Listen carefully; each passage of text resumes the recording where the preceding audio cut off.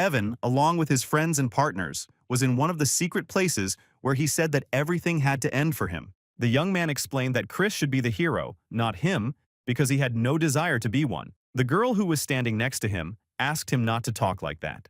But the young man had no intention of stopping there, because he was angry that some members of the group were not doing everything they could to prevent the end of the world. However, among them was a guy nicknamed the Crazy Extra, because he had a unique talent that allowed him to learn anything quickly.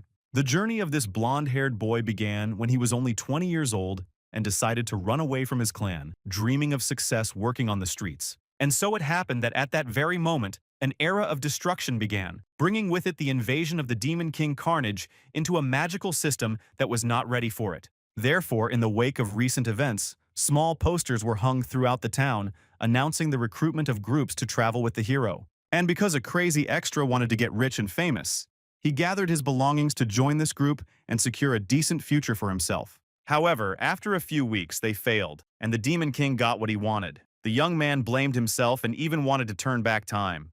Returning to the real events, Evan and his companions clearly understood that the world they lived in would come to an end at any moment. Therefore, closing his eyes for the last time, he wished that if he could be born again, he would like to be in a very rich and influential family, because he had suffered enough. The next morning, the boy woke up in a very unusual place and began to examine his hands, then other parts of his body, and then he realized that he had been reborn. As it turned out, the young man found himself in a clan of dark magic, one of the 12 clans that support the magical empire, and judging by the situation, it was 5 years before the era of turmoil. Looking out the window, the young man folded his arms across his chest and said to himself that he thought he had already experienced everything in his past life, but here he had encountered new monsters. After a short pause, the young man looked up at the window and saw his reflection there. He was not happy to see it, because he knew this character. His name was Christian van Baron Kazar, and he had known him since the days when all the members of the influential families of these lands were discussed at dinner. Although they were not such a grand family, they had a good reputation in the dark magic clan, and they were also very rich, and there were no people who did not know them. Because of their activities, they are constantly the talk of the town, and these conversations are sometimes positive and sometimes not so positive. And so everyone knows that there are two sons in the family who are very different from each other, because the older one, whose name is Christian, is a real freak among freaks. This is because the boy is always looking for trouble, and Count Kazar, his father, could no longer tolerate it and disowned him. This led to certain negative consequences, which in turn led to a series of events that took several years to resolve. After all, this young man would eventually be destroyed by his own relatives, and this angered Chris because he just wanted to be reborn into a normal, wealthy family, nothing more. So he began to ask himself a lot of questions in order to understand why this particular place had been chosen and why he had been reborn into this body. Then, the boy approached the door and, clenching his hands into fists, began to bang on the door, talking to himself and demanding to come up with something to do about it. In a matter of seconds, the young man managed to calm down a little and think about the fact that he had woken up in the body of a person with the same name as him in his past life. However, there was another significant drawback. He would die in 2 years, and the fact that he had been eliminated in Count Kazar's house probably meant that this boy was simply worthless. Therefore, Chris came up with the idea that if he behaved quietly and calmly, he might be able to avoid death. After that, the young man said to himself that since he woke up as the son of a wealthy family, he should just take care of himself and enjoy his wealth and respect. But still, the young man couldn't continue his life peacefully because he couldn't stop thinking about the future attack of the Demon King, which would bring about the end of the world. Therefore, Chris decided that if he wanted to survive, he had to stop this apocalypse, but he had to take various factors into account. In particular, the Demon King had very loyal creatures from the magical empire who were ready to carry out any orders, regardless of the consequences. Because of this, in order to win, the boy must become someone much stronger than the Demon King so that he can stand up to him. There is only one way to do this: become the Emperor of Demons, in order to take his place at the top of the magical empire and control everyone. Chris has 5 whole years before the era of destruction begins, and if he succeeds, the entire magical empire will be under his control. Therefore, as soon as his first meeting with his father took place, the older man angrily emphasized that he had ordered him to stay in his room. His father couldn't control his emotions, so he continued to shout loudly, asking how his son dared to show his face after everything he had done. The Lord was irritated by the events he had to go through after everyone saw what his boy had done, so he warned the young man that if it happened again, he would destroy him personally. The young man listened carefully for the first few seconds and said nothing, because the thought flashed through his mind that this Count Khazar had a very frightening aura. But when he had the chance, Christian said that he had come here to apologize for all his past misdeeds. The man couldn't believe his words, but his son continued to say that he sincerely regretted what he had done and promised that it would never happen again. However, the Count did not give in so easily, because he had known his child for so many years that he thought he had simply decided to come here to mock him. Christian lowered his head and added that the loss of trust in him was, of course, his own fault, but then emphasized that a few days ago he had lost some of his memories. Then, kneeling down, the young man said that he had been thinking about his past actions and had only now realized that he had lived his life shamefully, without any purpose. Although his father listened attentively, it was clear from his words that he did not believe everything his son said, because his son constantly caused problems after asking for forgiveness. Therefore, the young man decided to prove his intentions by asking to be sent to the punishment cave, where he was willing to stay for a month to show himself in a different light. This place is used as a prison for creatures who have committed terrible deeds. Not only is there no light, but all 5 senses are completely blocked so that they can feel all the punishment. Upon hearing these words, the Count said that he did not believe that Christian would be able to survive in that cave for even half a day, let alone a whole month. The boy said with a serious expression that he understood perfectly well how difficult that place was, but that a month was the minimum necessary for his father to believe him. The man paused for a moment and said that he had heard all these words 1,000 times before, but each time he had left his father deeply disappointed when he did not keep his word. But this time the Count decided to agree one last time, and so he approached his son and emphasized that if nothing changed in a month, he would be expelled from the clan. After these words, the young man realized that if this happened, there would be many people in the world who would hunt him down when they found out that he had lost the support of his family. However, at this point, it was impossible to back down, so he looked up at his interlocutor and agreed to all the conditions in order to redeem himself. Continuing to kneel, Christian said that he had one request that he wanted his father to grant him after he proved that he had reformed. The Count clenched his teeth and said that these words sounded very arrogant and meant that the young man was simply confident that he would come out of the cave safe and sound. Turning toward the exit, the man decided to agree to fulfill any request, but added that he did not believe that would ever happen. The next morning, Christian sat in his room by the window, examining the objects he had found there, because he had never seen anything like them in his past life. At that moment, the butler, who was a vampire, entered the room, folded his hands, and cautiously addressed the young master, informing him that the cave was ready.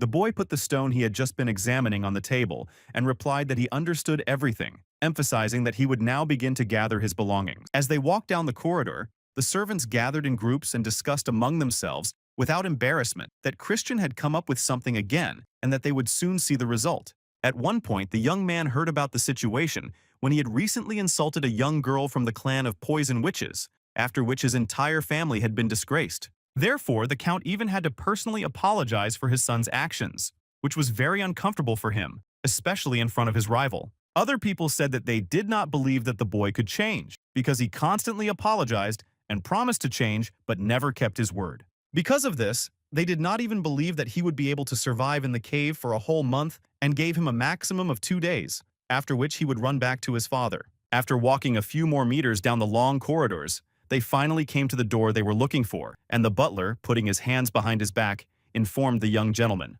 The young man looked closely at the guards and thought that it was very fitting for a magical empire to hire giant knights of doom for such positions. However, Christian was determined not to pay attention to such details, so he confidently began to walk toward the door when he suddenly heard a voice behind him calling his name. This made the young man stop in his tracks and slowly turn his head back, and as soon as he did, he saw his younger brother behind him. Of course, it took Christian a few minutes to realize who this young man was, because they had never met in person since his rebirth. The young man's name was Terran, and for some reason, without explaining anything, he suddenly drew his thin sword and quickly held it to his older brother's throat. Freezing in place, the boy asked with a surprised expression on his face what the young man wanted from him, because his actions made it clear that he had not come to say goodbye. Then Terran finally spoke, angrily saying that his interlocutor should know that he was a disgrace to their family. Looking straight into his brother's eyes, the young man emphasized that he did not know what he was planning, but if he humiliated their family's honor again, he would destroy him with his own hands. Finally, the younger man added that this would be his last warning, and at that moment,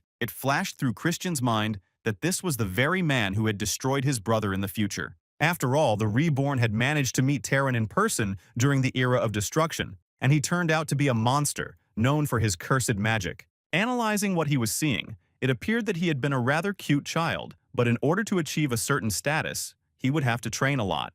Therefore, pushing the sword away from his face with just one finger, Christian thought that this young man was just a brat who would not be able to go against someone who had seen so much. Terran stood waiting for an answer, barely able to contain his emotions. So at some point he asked a question, in order to hear at least something. The older brother, however, turned his face toward the door, lowered his head, and said that he understood everything, and suggested that the young man return to his business. The young man still wanted to emphasize that he was not joking, but he did not even have time to finish his sentence, because Christian slammed the cave door halfway through. At first, Terrence was shocked by such persistence, but then he angrily expressed his opinion about the attitude the young man had shown him during the conversation. By this time, Christian had already taken a few steps into the dark cave, looking around to see if he could make out anything in the darkness. After a few minutes, the young man realized that he could neither see nor hear anything and assumed that this was done on purpose, so that prisoners could feel the objects that would be brought to them. But this was not a problem for the young man, because during his time as a treasure hunter, he had to go through worse difficulties, so he would be able to cope with this. Moreover, he had deliberately wanted to end up in this place, because blocking his five senses would allow him to look deeper into himself in order to understand everything. Without self-knowledge, he will not be able to rebuild his broken body. And after a few minutes of analysis, Christian realizes that this will take a lot of time and effort. However, he knew for sure that he would achieve a good result because he had retained the medical skills he had mastered to a high level from his past life. In addition, he had mastered the art of bone compression, which he had learned while working in the circus. And finally, he had magical stones with various properties that made anything possible. And then a memory flashed through his mind of how the young man managed to get those magic stones, because he couldn't afford to buy them as they were astronomically expensive. However, with the help of his friends, they managed to dig them up. So Christian decided to start his work with a white stone that would cleanse the body of all toxins. This is quite painstaking work that requires great concentration, because if something goes wrong, even the smallest mistake can cause severe pain throughout the body. After spending several minutes in this position and state, the young man suddenly opened his eyes and smiled sweetly to himself because everything had gone perfectly. At that moment, the Count, who was in his office, called his butler to find out how Christian was doing, and the butler replied that he had entered the cave calmly.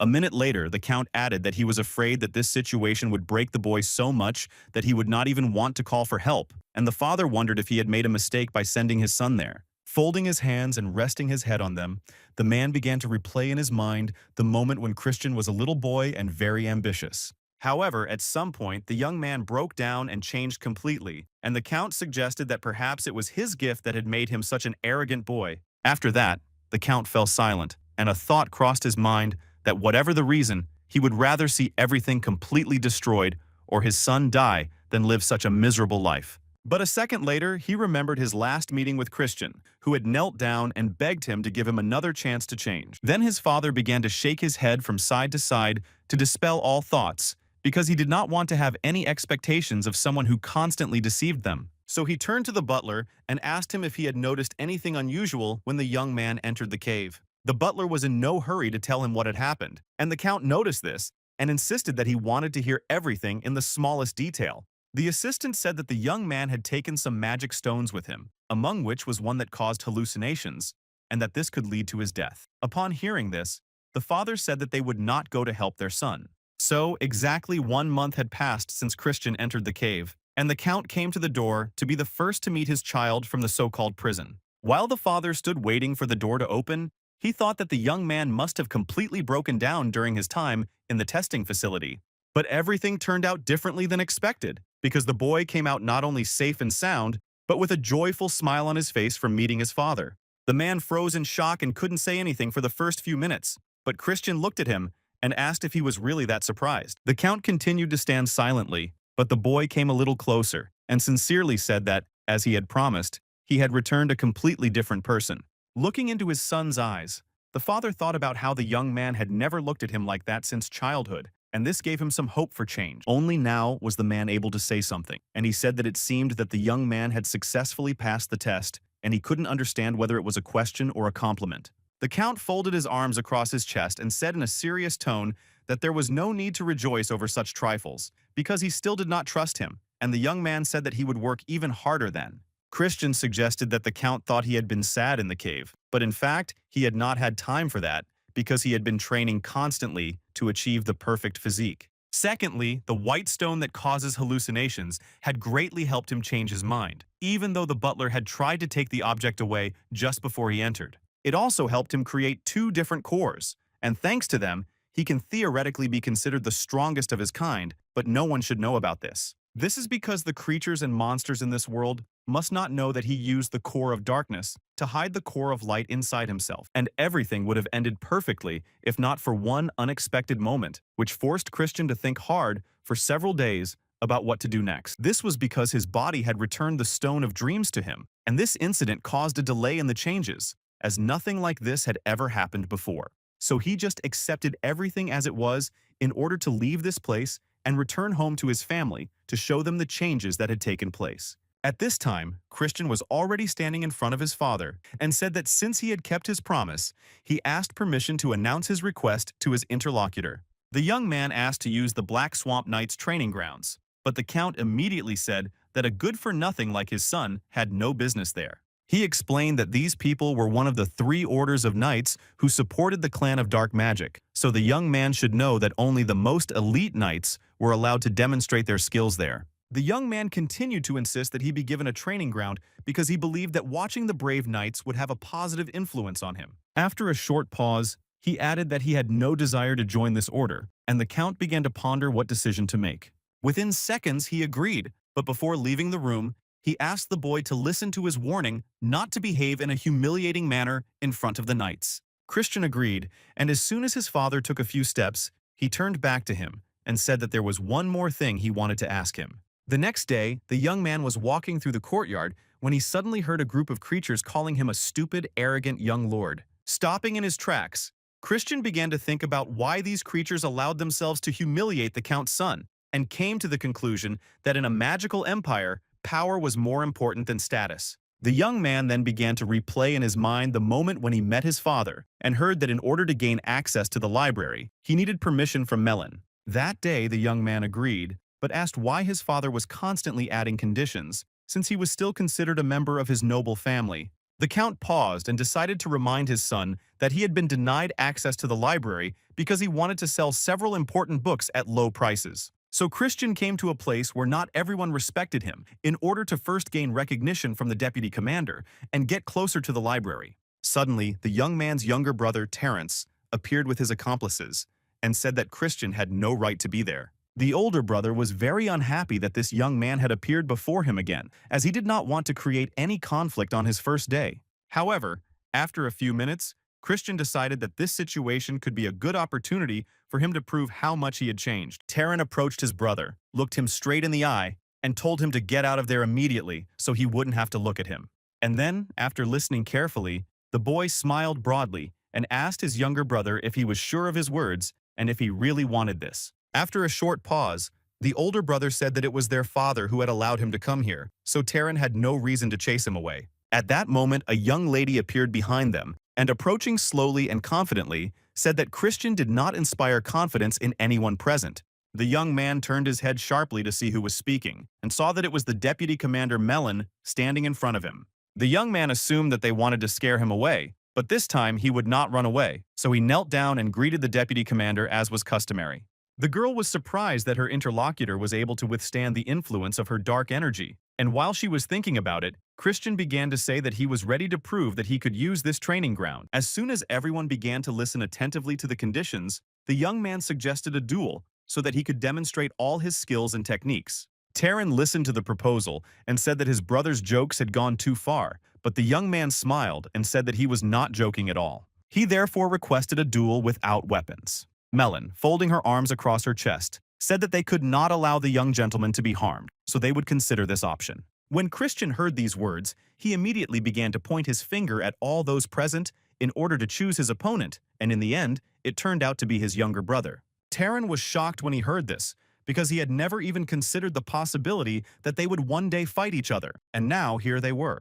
Milan approached the boy and asked him to choose someone else as his opponent, because everyone knew that the younger gentleman was a warrior with a 2-star skill level. It turns out that Christian had been warned because Taran was a strong opponent, as not all 13-year-olds can achieve a 2-star level. The young man understood that if a person has no talent, they cannot even reach the lowest level of strength, but he was confident in himself because he was also an unusual warrior. Therefore, he said aloud that he wanted to demonstrate his strength, and for this he needed a stronger opponent, which is why his choice remained with Taran. Then the young man turned to his brother with a sly smile to ask if he agreed to the duel or if he was still afraid of it. The younger brother had no choice but to agree to the proposal, and in just a few minutes they were standing in the center of the arena, surrounded by spectators. Suddenly, Christian turned to the deputy commander and asked how the winner would be determined and clarified whether they would have to fight until one of them gave up. The girl did not appreciate this arrogance, but said aloud that it would be a very boring fight and suggested that the duel end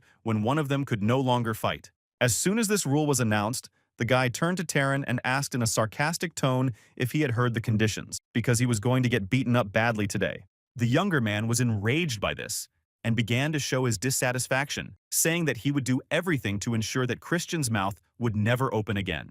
As soon as the young man finished his last word, his opponent was already next to him and delivered the first unexpected blow to his face with a broad smile.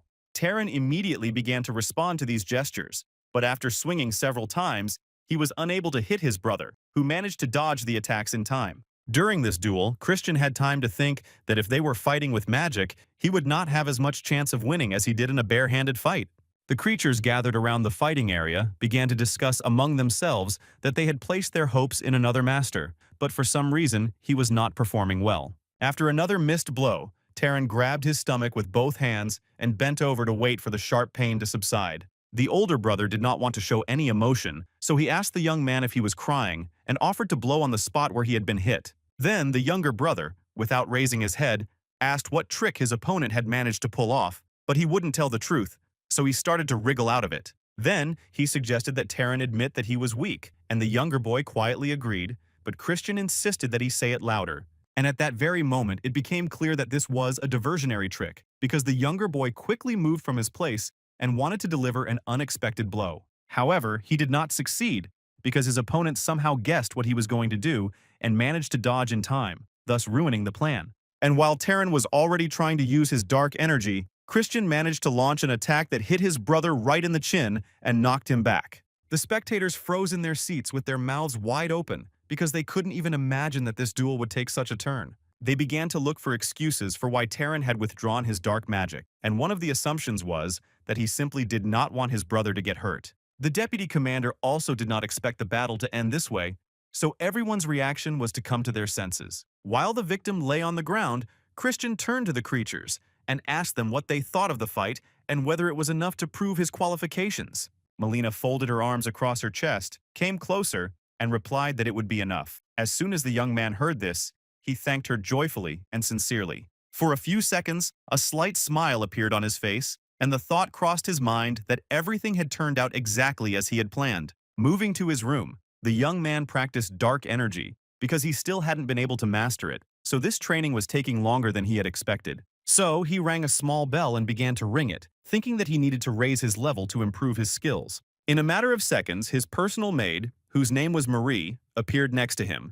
and looking at the young man, asked if he had called her. The new Christian did not like this assistant, so he promised himself that he would replace her later, because she was an evil spirit with a high level of development. But now he decided to take advantage of her services, so he asked her to prepare strawberry juice for him before he went to training. However, the young lady was surprised by the fact that her master's taste had changed, so she came closer and reminded him that juice, with the taste of blood, was much tastier. Nevertheless, he insisted that he wanted strawberry juice, and as soon as he got it, he gathered the necessary things and set off. Suddenly, the butler approached him from behind and expressed his concern that the young man was going to training so early and constantly overworking himself. Seeing the dissatisfaction in Christian's eyes, the man said that he was very happy for him and that he was one of those who believed in him even when the rest did not. However, this time the boy's reaction was quite sharp, and he angrily said that no one forced the butler to believe in him because he was a nobody in this place. The butler bowed fearfully,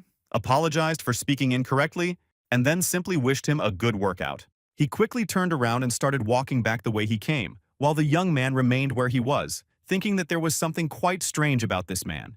However, this time he did not want to waste his time on it, so when he came to the training ground, the young man noticed that his colleagues' glances had already changed. This was because after the duel, they realized that he was also worth something, so when their attention weakened, he had to gradually win them over. At that moment, one of the assistants entered the deputy commander's tent and reported that Christian had reappeared on the training ground. Hearing this news, the girl folded her arms across her chest, leaned back in her chair, and began to think about what this guy was trying to do. In her opinion, the duel seemed rather strange because Terran's movements were simply amazing, but in the end, it did not end in his favor. Therefore, the young lady did not yet understand how an ordinary bastard managed to win a normal battle if he had lost his dark energy due to his dissolute lifestyle. After sitting for a few minutes in thought, the deputy commander was unable to come to a single conclusion that would be logical and correct. At one point, loud noises and voices were heard on the street, so the girl went outside to see what was happening with her own eyes. As soon as she stepped outside, she was told that young Mr. Christian had gotten into a minor conflict with a man who was carrying weapons around the square. None of those present fully understood what had happened, but they began to discuss among themselves what level Kenan, who was lying on the ground, had. As soon as the majority confirmed that his level was 1 star, Melon was shocked that this newcomer had also reached this level. When Christian saw that everyone was looking at him, he explained that he wanted to experience for himself how the great knights of the Black Swamp behaved. After a short pause, the young man added that it seemed they were not living up to their reputation and asked if no one else wanted to step forward. Suddenly, a huge opponent emerged from the crowd. With a serious expression on his face, he first introduced himself as Thorin and then said he was ready for battle. Christian smiled with satisfaction, realizing that these creatures had fallen into his trap and invited his enemy to attack first. While waiting for the battle, the young man thought about how he had not expected them to so obediently learn the secret techniques of some arrogant freak. Therefore, if this was indeed the case, he had no choice but to steal it in such a way that no one would even suspect a thing. After a few minutes of battle, the young man analyzed several of his opponent's movements and came to the conclusion that this was the same fencing in mud that he had only heard about from rumors. After memorizing a few moves, he immediately decided to use them against the one who had shown them to him in order to see if they really worked. And after just a few blows, his opponent was lying on the ground, and he approached him, carefully positioned himself on his back with a smile on his face. Everyone who watched this battle was simply shocked by how it ended, and everyone began to wonder how Christian managed to reach the level of a star. When the winner saw that everyone was looking at him, he said that his faith in knights had been destroyed forever because they did not live up to their reputation. Melina, who had managed to control her emotions, turned to the winner and said that she understood that he was happy with the outcome of the battle. She then asked if he was not getting too carried away by what had happened. Christian slowly got to his feet and offered to show the young lady what she was really capable of. However, he didn't even have time to finish his last sentence, because the deputy commander abruptly snatched the sword from his assistant's hands in order to join the battle. After that, she drew a line with her weapon and then called Christian a freak and emphasized that she would destroy him in a matter of seconds. However, the young man was in no hurry to engage in combat until he had discussed all the details, as they had to fight on equal terms. After listening carefully to everything the young man said, the girl, with a sly smile on her face, angrily announced that she would break all of the arrogant man's legs. Hearing such threats, he looked at his limbs and agreed to put his legs on the line, then asked what part of her body she was willing to sacrifice. Melina, already starting to move towards Christian, said that she didn't care because she was 100% sure that the young man would not leave today. And in a few minutes, they collided in the first attack, which was intended to show what forces would be involved in the fight between them. The creatures watching the battle were surprised that the young man was holding out for so long, considering that he was fighting the deputy commander himself. During the attack, the girl wondered why her attacks were not reaching her opponent, because that was why he was still standing so confidently. So she began to quickly replay in her mind situations where she had seen how the young man behaved during battles in order to understand where his strength lay. The young man understood from his opponent's expression that something was bothering her, so he smiled and pointed out that things were probably not going according to her plan. These words angered Melon even more, so she moved closer and swung her sword so hard that this time it would finally be over. And although the attack was indeed powerful, Christian still managed to calculate the moment when he could parry it and remain unharmed. Blood appeared from the girl's nose and she quickly raised her hand to her face to cover her vulnerable spot, but it didn't help. Therefore, for the first few minutes, the young lady could not understand what had happened, and after she saw the blood on her hand, she began to laugh hysterically. After a couple of minutes, having regained control of her emotions, Melon said that she had slightly underestimated her opponent and did not expect him to be able to fend off such attacks. Then, Christian asked if the fight was over. Without waiting for an answer, he added that during his last defense, he had managed to scratch the young lady with his fingernail. The girl realized that she had no choice but to accept defeat and listen to the young man's request, but in return, she asked for another chance to fight him. His companion smiled mysteriously and agreed to the proposal, but only on condition that she would agree to fulfill one more request. The deputy commander immediately agreed to do anything, and then Christian was next to her in a second and asked if she was ready to kneel in front of him. After that, a quiet conversation ensued between them, so that no one else could hear, as the young lady tried to explain that such gestures were not appropriate for her position. Then the young man told her that he would become a young lord in the future, but the girl did not believe him so quickly because such titles are determined at birth. This young man did not qualify for this title because he was a bastard and not a full-blooded heir, but for some reason he did not agree with this decision. Therefore, Christian agreed to one of her demands and agreed to another battle in a month, emphasizing that he also needed some practice. Finally, he said that they would not limit themselves, and Melon replied that then the young gentleman would have no chance of defeating her. After hearing this, the young man looked the young lady in the eyes and said that in this world, very little is truly impossible. With these words, the young man placed his hand on his heart, bowed low to the girl, and said goodbye, reminding her that they would meet again in a month. The next day, Christian came to his father and brought a letter of recommendation from the deputy commander, allowing him to visit the library. Then, Melon entered the office and, with a smile on her face, reported that the boy had managed to easily defeat warriors with a strong foundation despite his low rank. The count still did not quite believe what he had heard, but the young lady emphasized that his son had even managed to defeat her during their first encounter. Therefore, the man had no choice but to assume that this time his son was really starting to change, so he gave him the key to the library as he had promised. Leaving the office, the young man behaved quite restrainedly, but at the same time, joyful emotions were raging in his head from what he had managed to accomplish. He immediately began to think that if he wanted to take control of the entire clan of dark magicians, he would need to make Melon one of his own. Of course, the young man began to tell himself that he had not yet completely won over this young lady,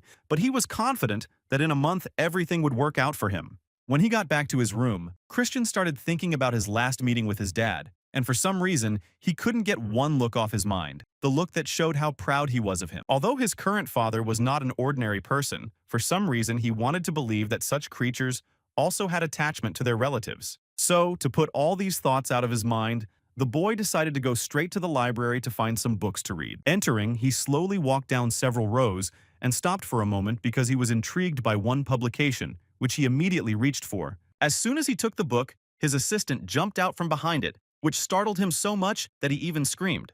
As soon as he was able to speak, he asked the girl what she was doing there, and she smiled and replied that she was just hanging out since she had nothing else to do. She used to be a librarian here, so she feels comfortable and calm here, and because of these factors, she constantly returns to spend some time here. Coming closer to Christian, the assistant began to look at him mysteriously and playfully, suggesting that they have some fun while no one was around.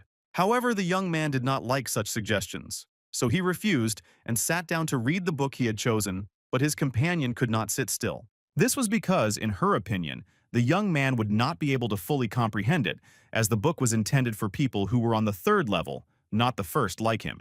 Christian replied that it was useful for him to read such literature because he was a genius, and the maid, clinging to this word, began to flirt with the young man again. This angered the young man again, so he asked the young lady to be quiet, but she couldn't do it because she was curious if there was a reason why he had chosen this particular book. The young man replied that he wanted to catch a mouse, and thought to himself that the first one would be Taran because he disliked him more than anyone else in the house for his lack of talent.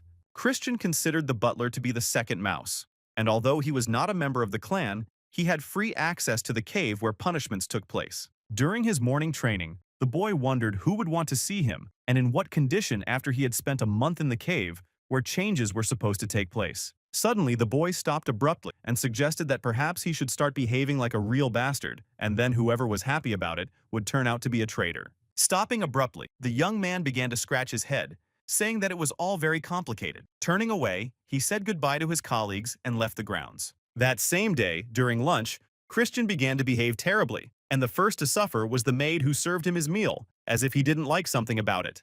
He threw the food on the table and then turned to the kitchen worker and angrily told her not to stand there, but to bring a new dish instead. The Count, who was present during this situation, said that he had made a mistake in thinking that his eldest son had grown up. As soon as he said these words, he got up from the table without finishing his lunch and started walking towards the exit. Christian just silently watched his father leave. He felt a little awkward because he had caused his father to be so disappointed, but he knew that this situation would benefit their respectable family. So from that day on, the boy did his best to spread rumors that he was the same as before, and to this end, he mocked the maid and threw money around. At every meal, the young man sat with a glass filled with a strong drink brought to him by his personal assistant, who could not guess his taste. But in reality, Christian did not like the fact that she made the drink non-alcoholic before serving it, explaining that he was still a minor.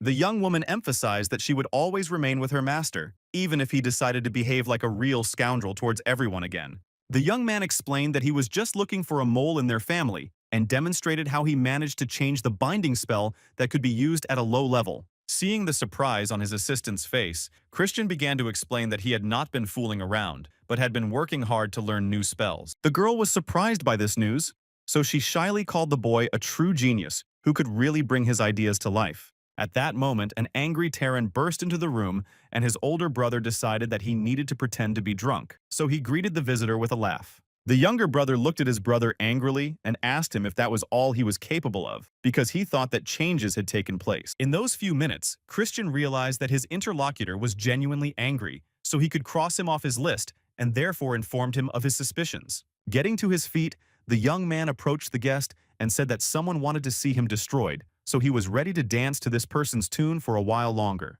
Terran listened to this explanation and, surprised, clarified that all this behavior was just a trick, and his older brother let him smell the drink, which was non-alcoholic. After a short pause, the younger brother thought about everything he had heard, and having calmed down a little, asked who the mouse was. Christian immediately replied that it was difficult to say who it was at the moment, but that the person would eventually take the bait. As soon as the boy dropped the glass on the floor, a man appeared in the doorway and asked if everything was all right, but the young man instead asked the butler to bring another bottle of wine. The mustachioed gentleman paused in the doorway, folded his hands as if in prayer, and said that the butler was a little busy at the moment and therefore could not fulfill the request. Hearing these words, the young man began to pretend to be drunk again, saying that he wanted to pay a personal visit to this gentleman since he was so busy. Literally, a few minutes later, the young man banged the bottle on the table of the butler, who was sitting and carefully examining the documents lying on it. The man could not understand what had brought the young gentleman to him, and the latter, pouring wine on the servant's head,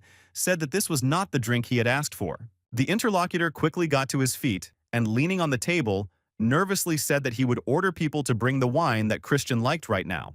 However, the young man had come here with a specific plan, so he needed to make sure that the butler left his office and went to get the bottle himself. The man was not eager to do so, but the young man said that he would have to go and change his clothes anyway in order to continue working, so he could also go and get the wine. These words greatly angered the butler, but he did not argue, simply gritted his teeth, agreed, and quickly left the office. Christian, watching the man leave, thought that he should give him credit for his patience, because not everyone could endure such humiliation.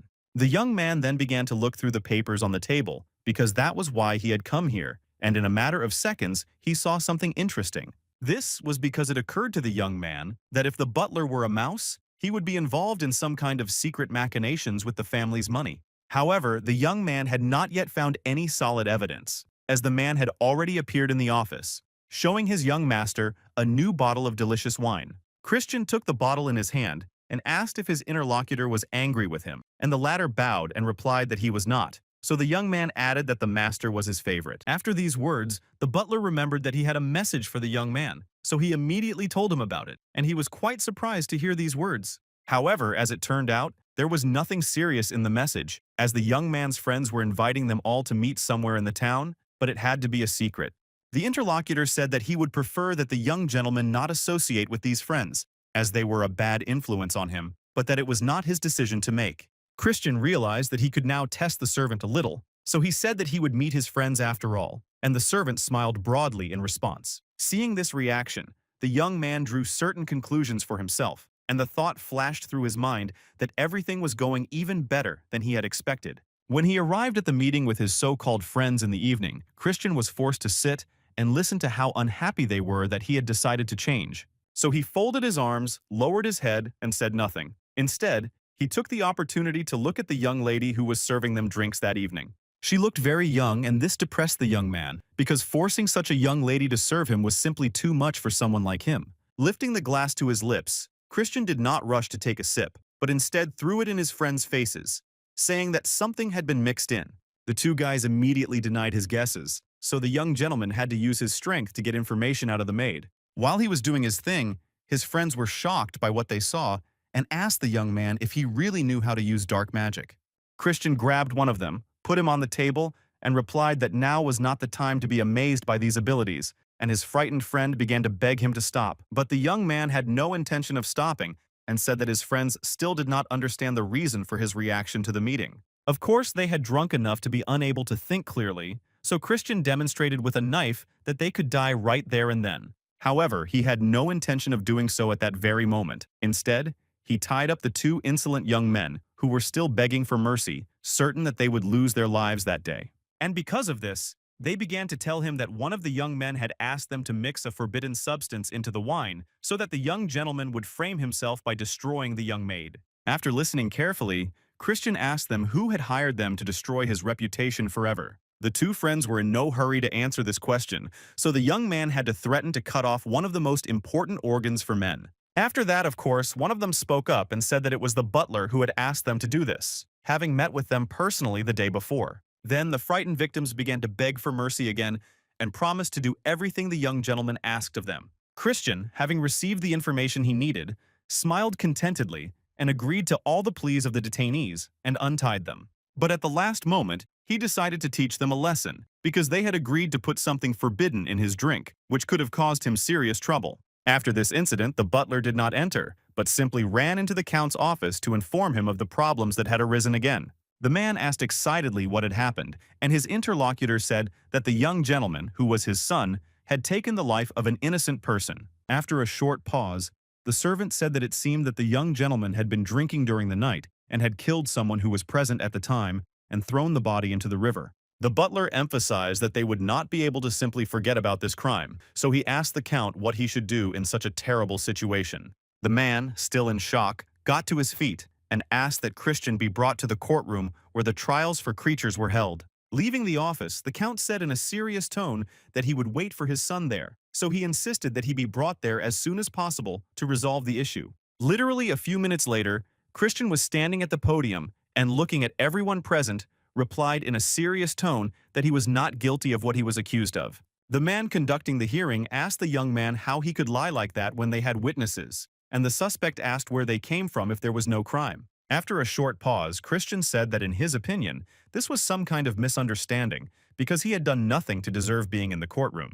As soon as the door to the courtroom opened and a girl entered, the young man asked if she was the deceased servant. The young lady explained that the gentleman had taken her home because she was feeling unwell, and when she came to her senses, he gave her money so she could pay for her accommodation. She then pointed to Christian's two so-called friends and said that they had slipped the young man some illegal substances on the evening of the meeting. None of those present could understand what was going on because the story was becoming more and more confusing with every passing minute instead of becoming clearer. Therefore, Christian decided that it was time to end it all, and using magic, forced the culprits to confess that the butler had asked them to do it.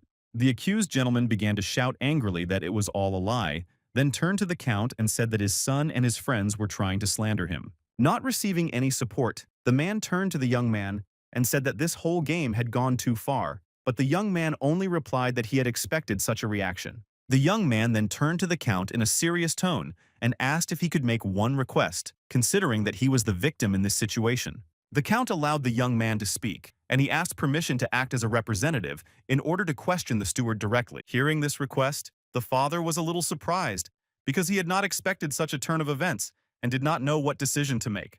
The count nevertheless decided to allow his son to do so and asked the servant to bring him to the podium where the interrogation would take place right there and then.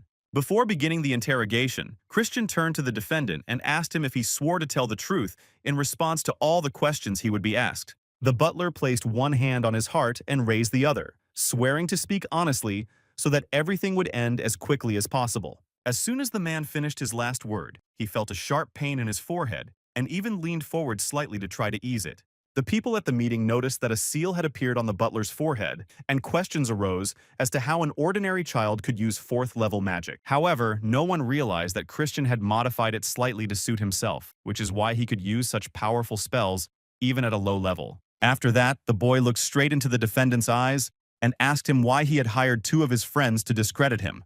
The interlocutor was in no hurry to answer, but after a slight recurring pain in his head, he finally said that it was not his decision and that he had simply received orders. Calming down a little, the butler began to explain that the man knew all his secrets and had threatened him, demanding that he destroy the young master. The young man found an interesting phrase in this statement and decided to clarify whether by secret affairs the gentleman meant the embezzlement of family funds, which he had been doing for many years. The defendant just shook his head, after which Christian moved on to the main question in order to find out who exactly had given the order to destroy him. At first, the butler did not want to answer, but after magic was used against him, he finally said that Sir Eshid had personally ordered him to do everything. Everyone present froze in shock, because the person who had ordered the murder was the second son of the clan of dark sorcerers, who had always wanted to be above everyone else. As soon as the defendant answered, he looked around in fear and said that the man would kill him for this, so he needed to hide immediately. However, he had no chance of escape, because Christian snatched a sword from one of the guards in order to deal with him once and for all. After taking the traitor's life,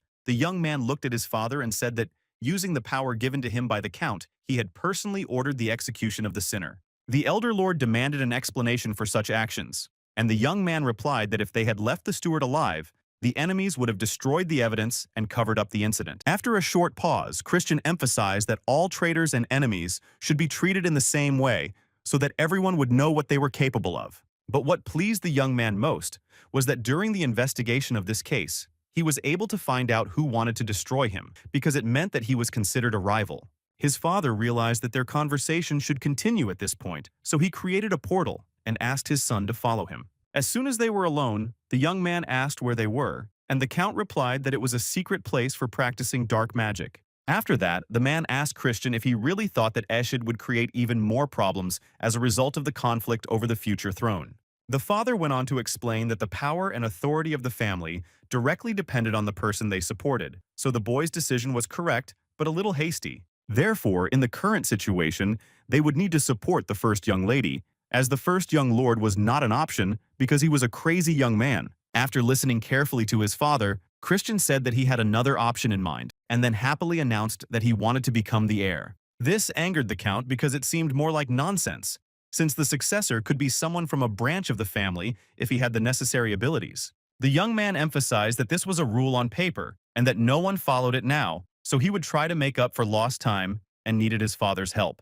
The young man said that his father should use his authority to recommend him so that he could take part in the sacred dark ritual in 2 months. The Count clarified that to participate in the ritual, one must have 2 stars of power, and the young man assured him that he would do everything he could to achieve this in 2 months. A week had passed since their conversation, and the servants had already begun to discuss among themselves how Christian had completely changed and that his father was personally training him. Everyone was curious to see how long the young man would keep up this pace, but so far, he was doing well and trying hard because he knew what he was working for. The master was surprised at how quickly his son was learning the techniques he was teaching him, and this made him happy for his child's success. And then a certain conflict arose in the Lord's mind. Should he really keep Christian away from something that belonged entirely to him? The young man continued his training, unaware of what his coach was thinking, because he was completely focused on the task at hand. As soon as Christian managed to cut the mushroom using fencing, his father said that it would be more difficult with a human mushroom because its leg was harder. The boy began to explain and demonstrate that he had not simply used a fencing technique, but had enveloped his weapon in the energy of the black scythe. The Count was shocked that his son could do such a thing, and he said aloud that using 2 techniques at the same time would slow down the use of curses. The young man smiled sweetly and replied that he was quite good at it, but there was only one drawback. It was a little awkward, but it was still usable. 15 days had passed since the conversation between the Count and Christian, and the young man was now lying on the ground, panting because running was very difficult for him. But he didn't want to skip this training, because endurance was the key to increasing his strength. And while the young man was thinking about this, someone approached him. Looking up, the young man saw Melon in front of him, who reminded him that their duel was about to take place and that she was already waiting for him. Sitting down on the ground, Christian replied that he remembered everything and was doing everything he could to live up to the girl's expectations, but she reminded him that he still only had 1 star. Standing up, the young man said that he understood that things might not go according to plan during the duel, but even if that happened, he would still learn something during the battle. Turning away, his companion smiled loudly and said that she hoped the young man would exceed his capabilities and not disappoint her. Looking after Melon, the young man thought to himself that she was at least a 4th level star and that it would be difficult for him to fight her in a duel. However, this did not scare Christian. On the contrary, he felt more motivated to continue his training, even though he did not really want to. Returning home and resting a little, the young man turned to his personal assistant, Marie, and asked if she had finished packing his bag for the walk. The girl smiled and said that it would be their first walk together, so she had taken special care with her outfit to impress her master. Hearing these words, the young man was not thrilled with the idea, but the young lady somehow thought that he was just starting to worry that she might get heat stroke. So she smiled and said that he didn't need to worry about her, but Christian became curious about how exactly an evil spirit could get heat stroke. Once the young man asked his father if he could replace his servant with a human, and his father replied that this was not possible because he had signed a contract with Marie. Then the young man angrily asked how he could break the contract because the young lady who was always with him was starting to annoy him. The count came closer and said that this could only be done by sharing a sincere kiss with Marie. And finally, his father reminded him that he had signed this agreement while he was very drunk. Because of this, Christian still tolerated the presence of his assistant and told her that she could not go with him because there would be many people where he was going. The young woman was upset and began to cry, explaining that she had been at the estate for many years and was really looking forward to the upcoming excursion. These words made the young man freeze in place with his mouth wide open, and he began to think about what to do in the situation that was unfolding. After a few minutes of thinking, he allowed Marie to go with him, but first asked her to try not to be near other people. The young lady simply exploded with joy at the news and began to call her young master affectionate names, showering him with compliments. As they descended the stairs, the assistant asked where they were going, and the young man told her that it was a place where he could make some money. Suddenly, the girl began to show that her master already had a lot of money, but he angrily asked her to put it back and added that it was not enough for his plans. Marie couldn't understand what her companion was talking about, so she tried to guess by going over various options until they reached the carriage, but nothing seemed right. As soon as the carriage doors opened, the two saw Taryn in the carriage, and Christian asked his brother what he was doing there. The younger man replied in a serious tone that he was there to watch the boy in case he decided to behave like a bastard again. His companion said that there was no need to worry about him and that he was just going to gamble that evening, and that was all. He explained that these games were legal in their country, so it was a fairly safe place. Taryn listened carefully and said that he would go with his brother anyway. He came up with a new explanation, saying that he was just worried that Christian might embarrass their family in front of a large crowd. The older brother had no choice but to agree to accompany his brother, who was quite serious about it. About an hour later, the 3 visitors arrived at their destination, and, as they climbed the stairs to the door, they all looked around the huge room with interest. Taryn expressed his admiration with his mouth wide open, saying that he had no idea that a room could be so grand and beautiful at the same time.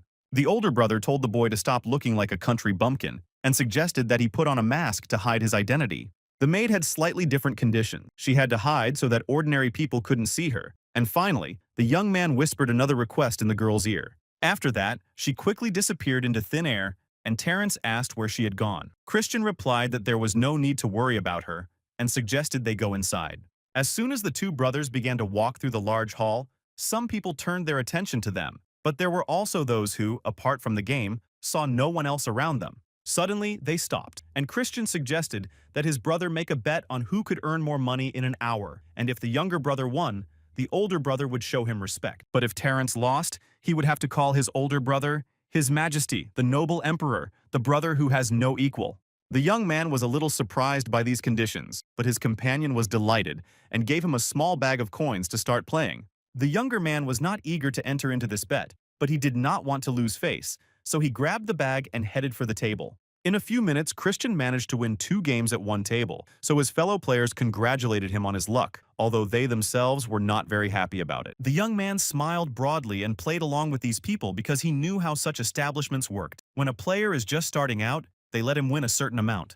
This makes it clear that he can win even larger sums if he continues to play, so the people who work here wait for the moment when the victim makes a big bet.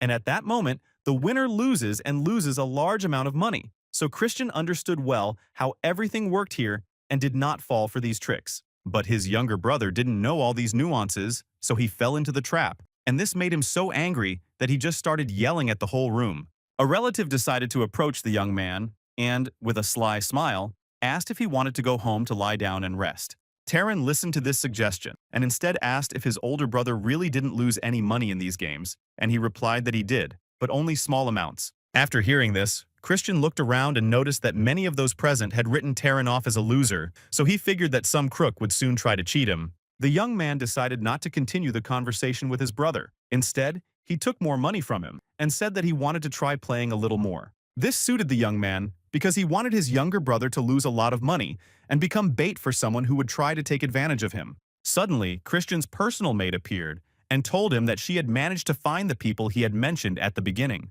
So they both went to the right place. And as soon as Marie opened the door to the room, everyone present became alert and began to look at those who had come to them. But even after that, some of them began to ask the young man who he was and why he had come to a place where not just anyone was invited or allowed to enter. Christian smiled slightly at the guards and told them to call their boss because he wasn't going to explain everything to them. A few minutes later, Grantel, the master of the Merchants Guild, came out and, folding his hands as if in prayer, greeted the visitor cheerfully. As soon as their eyes met, the young guest said in a serious tone that he hoped to speak with the master alone, which confused him. Christian began to call the man a swindler, who was now making money off his younger brother, who had come to this establishment for the first time to have some fun. After these words, the casino owner realized that the fool in the tiger mask was the heir to Count Khazar, and that this could cause them a lot of trouble. Therefore, Grantel fell to his knees and begged for forgiveness for what had happened, although deep down, he understood that it was not his fault, but the fault of the people who were involved in gambling. In order to atone for his guilt before such a noble family, the owner of the establishment said that he was ready to pay compensation and asked how much they wanted to receive. Christian named the sum of 200,000, but that was not the end of it, because he said that he had one more wish that his interlocutor had to fulfill. As it turned out, the young man wanted to use the money to buy a weapon for himself, and not just any sword, but a sacred one for which the previous owner had given his soul. Marie, continuing to accompany her master, said that she had heard that many creatures wanted to take this sword for themselves because it was a very powerful weapon. The young man was tired of listening to all these stories, so he closed his eyes, took a deep breath, and told his assistant to be quiet because he already knew everything. After that, he turned to face her and gave her a small piece of jewelry, saying that she had been looking at it a lot, so he decided to give it to her as a gift. It turned out that the item was indeed very valuable to the young lady, and she was surprised that Christian had decided to return it at that very moment. Still in a pleasant state of shock, Marie sincerely thanked him for the gift and said that she had never felt anything like this in her entire life. The young man realized that he had done the right thing, but they couldn't stay there long, so he suggested that they return home as soon as possible. The assistant, with a broad smile, was ready to agree to anything, and as they set off, she promised to work even harder for her young master. The man did not want to give the girl false hope, so he immediately explained that it was just a gift and that he did not expect any confessions or feelings in return. Suddenly, Christian stopped abruptly and told his companion that he had the feeling he had forgotten something important. But, dismissing the bad thoughts, the guy said he would remember it later, so they continued on their way while Terrence sat and lost all his money. Early in the morning, the younger brother returned home and immediately burst into Christian's room to find out why he had left him alone in the gambling house. Yawning loudly, the young man first apologized for his behavior and then added that Grantel was an acquaintance of his who would not let anything bad happen. The conversation then took a different turn because the older boy remembered that they had made a bet the day before and reminded his younger brother how he should address him. This confused Taran a little because he didn't think it was so serious. When he agreed to these conditions, he thought they were just joking. But after standing next to his brother for a few minutes, he realized that he was definitely not joking, so he gritted his teeth and slowly began to address him as he should have done from the beginning. However, he couldn't stand the tension any longer and simply exploded, shouting everything he had to say, which allowed him to calm his emotions. Christian smiled broadly and asked his brother not to forget to respect him and to always strive to be a better version of himself. After this humiliation, Terrence turned to the door and angrily told his relative to get ready, because he would definitely take revenge on him someday. After listening to these threats, the older man put his head in his hands and began to think that his sweet younger brother would one day take his life. But then the young man turned his attention to Ashita, the son of Langhem, the current leader of the Dark Wizards, who were the most powerful in the country. The young man understood that he did not feel any special feelings for this rival, because he was not a true Christian, but he would have to fight him for the title of Lord. After that, the young lord hugged his pillow and once again came to the conclusion that in order to win the battle, he would have to win Melon over to his side. So he quickly got out of bed, got dressed, and took out the sword he had managed to buy yesterday to examine it closely. This weapon was called Grunade, and its history was very grand, because various creatures and monsters constantly wanted to get hold of this sword, considering it sacred. But there is a reason why this sacred sword is treated as an antique, and that is because no one has ever been able to wield it. Because of this, the young man wanted to see how it would react to him, and as soon as Christian touched the sword with his bare hands, it struck him with electricity through a sensation of dark energy. However, this did not stop the young man, and he decided to find out what exactly made this weapon react to dark magic, but at first he was unsuccessful. But he was unable to finish because his father called him to a meeting, and as soon as the young man arrived, his father asked him if he had finished his training. Christian replied somewhat confusedly that everything was ready, but at the same time he became curious about the guest standing next to the count. The figure seemed very familiar to him from behind, but he had some doubts, which quickly disappeared when the young lady turned to face him. It turned out that she was a lady named Marion, the commander of the Black Shadow Knights, and with a serious expression on her face, she greeted her nephew. During a moment's pause, Christian ran through the information he knew about his aunt in his head, and it turned out that she was protecting the clan leader while also being responsible for secret missions and investigations within the clan. Therefore, Marion was an elite figure in their region, and because of this, the young man did not hesitate to ask why such an important figure had come to visit them. His father replied that his sister had come to them because of a case involving the butler that they had been considering just a few weeks ago at a court hearing. Christian felt no shame or fear, so he said that it seemed like the clan leader had a lot of time on his hands if he was dealing with such trifles. The guest listened carefully to every word and did not show any negative reaction to what she heard. Surprisingly, she behaved quite calmly. After a short pause, she told the young man that the leader was not interested in childish squabbles because he was interested in a person named Christian. She then went on to explain that the gentleman couldn't understand whether the young man was showing courage or idiocy by challenging Melon herself. So the woman asked if the young man would like to cancel the duel, but he just smiled slightly and said that he didn't want to because he had his own plans. As soon as he said these words, he began to casually show off his sword, and of course, his interlocutor immediately recognized the legendary Grunade. Then the young lady said that she knew that the young man had gone mad and that he was a troublemaker, but that this was going too far. After that, the sister turned to the count and asked if he was sure that his son had changed for the better, since he wanted to use the holy sword in a duel. The man did not know how to respond, so Christian asked why he could not use it, since he needed to win at any cost. His interlocutor did not argue with this, but emphasized that even the clan leader could not master this sword, so its sacred power would burn the young man to ashes. The young man decided to prove that he was ready to use this sword for his own purposes, even though it did not harm him in any way. He then threw the sword to his aunt so that she could try to hold it, but of course it caused her considerable pain, and she was forced to throw it away. The nephew approached the weapon, carefully picked it up, and said that he was very sorry that he could not tell them how he had managed to master this sword. However, with a broad smile on his face, he said that his relatives could be sure that he had succeeded because he was a genius. At that very moment, a voice familiar to everyone rang out in the room, and they all froze in their places because they knew what was about to happen. It turned out that it was Melon who had created a portal for herself to quickly move to this place and also take part in such an important conversation. The girl was not at all frightened by the fact that her so-called rival had managed to tame the sacred sword, because she was confident in her strength and in her ability to destroy him. Therefore, as soon as she mentioned that she had some news, she immediately gathered momentum to begin the duel that was to take place today between her and Christian. After repelling the first attack, the boy thought that he had expected the fight without any restrictions to be difficult because his opponent's strength and speed had increased. He clearly understood that he could not close the gap between their strengths, but at the same time, he would give his all, using his new weapon. Because of this, he held on and did not fall in the first few minutes, because he understood that he could not afford to show any weakness. Otherwise, he would not be able to win Melon over to his side. At this time, several people were watching the duel, and the Count's sister turned to her brother and asked him to pay attention to how the young man had to move to use his sword. After watching for a few minutes, the man replied that he saw incredible strength, but for some reason it seemed to him that a dark energy was constantly wavering.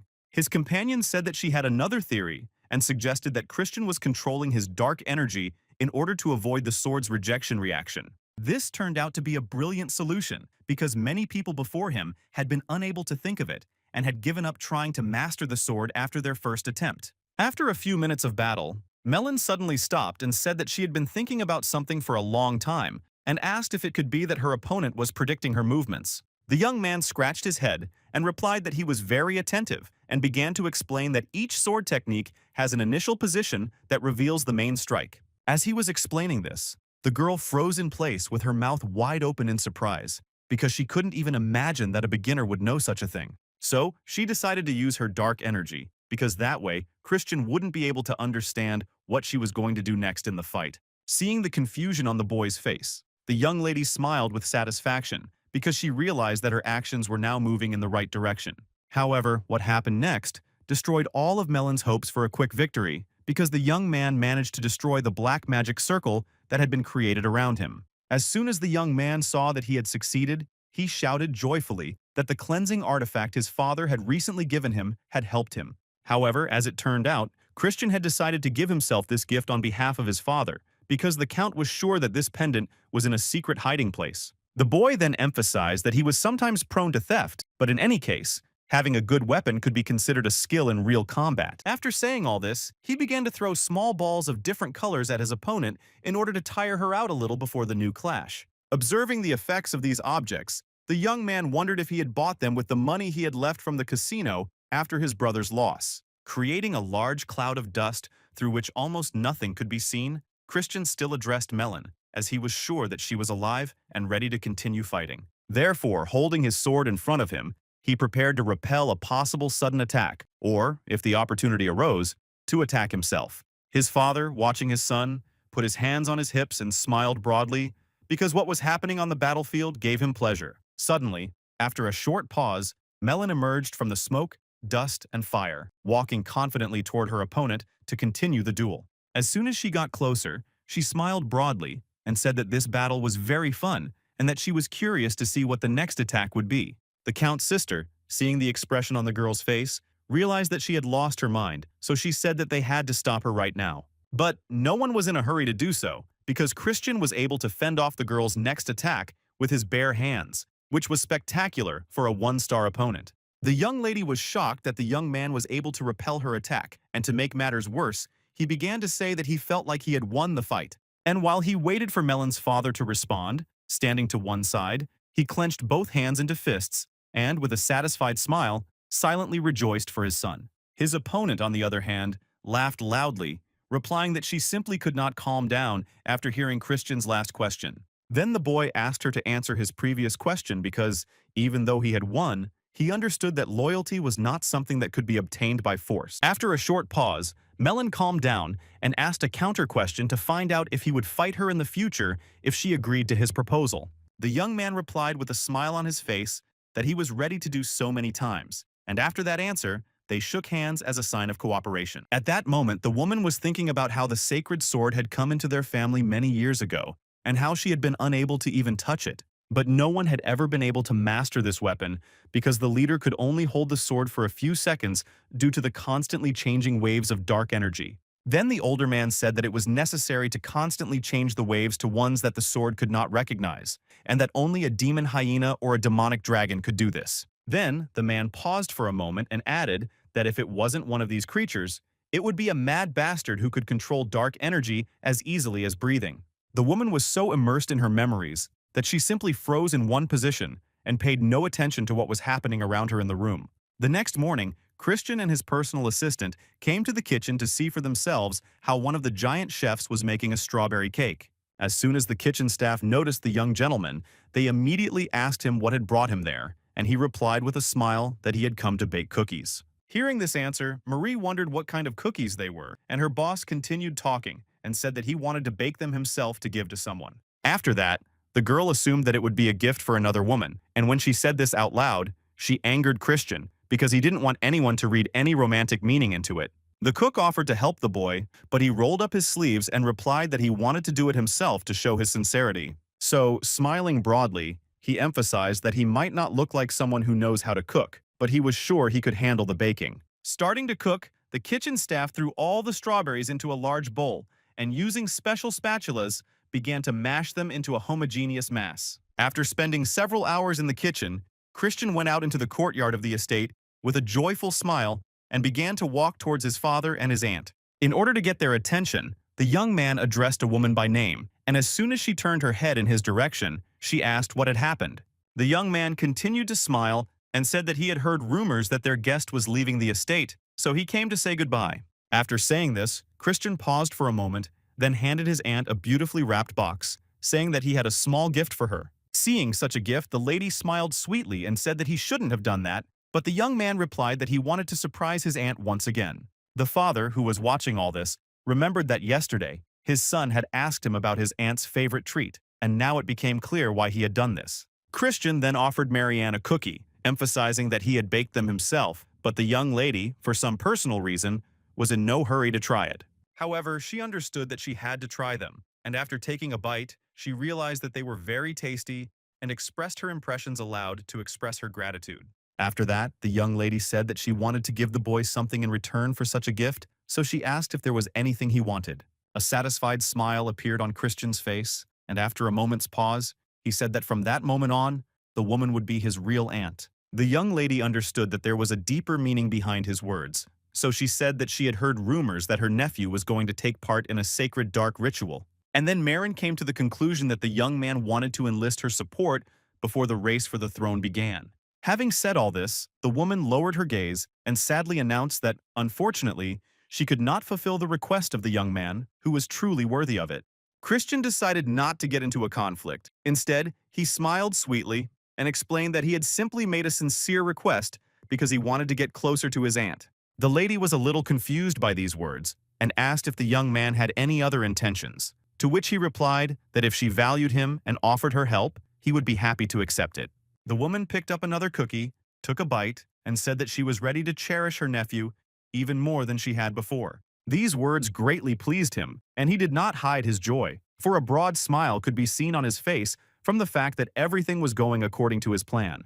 The Count wiped the tears from his face, which had appeared because he was happy and proud of his son, who had finally learned to behave properly among other people. Suddenly, Marian, with a serious expression on her face, turned to Christian and asked what he thought about joining the Black Shadow Knights. This question caught the young man off guard, and he did not rush to answer, but his interlocutor emphasized that he had done well in the battle with Melon.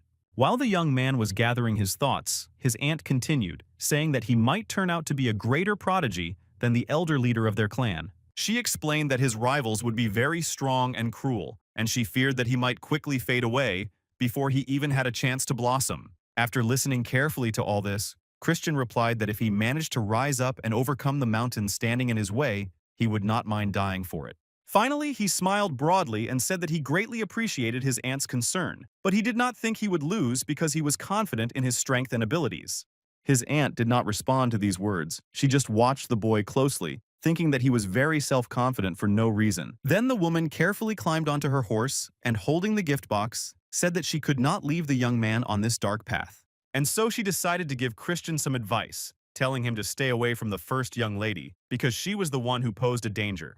The Count was a little surprised by these words because in his opinion, it was Esida who was dangerous, not his sister. The woman did not explain anything. She just said that they would understand everything later. Instead, the young man smiled broadly and thanked her for her advice, and Marian smiled sweetly in return and set off on her way home. After that, Christian lay down on his bed and began to think about how his father and aunt were both very strong because they had reached the 6-star level. But at the same time, he had not heard anything about them during the Great Battle, and this raised a logical question. How many powerful fighters were there in the Empire? So the boy assumed that there must be enough of them to absorb the bright light, and this greatly upset the young man because he did not want to repeat his past. A month had passed since his aunt left their estate, and his father once again called Christian to him for a private conversation to discuss important matters. Sitting at his desk, the man first looked through some documents, and when he looked up, he said he had something important to tell the boy. As soon as the man finished his last word,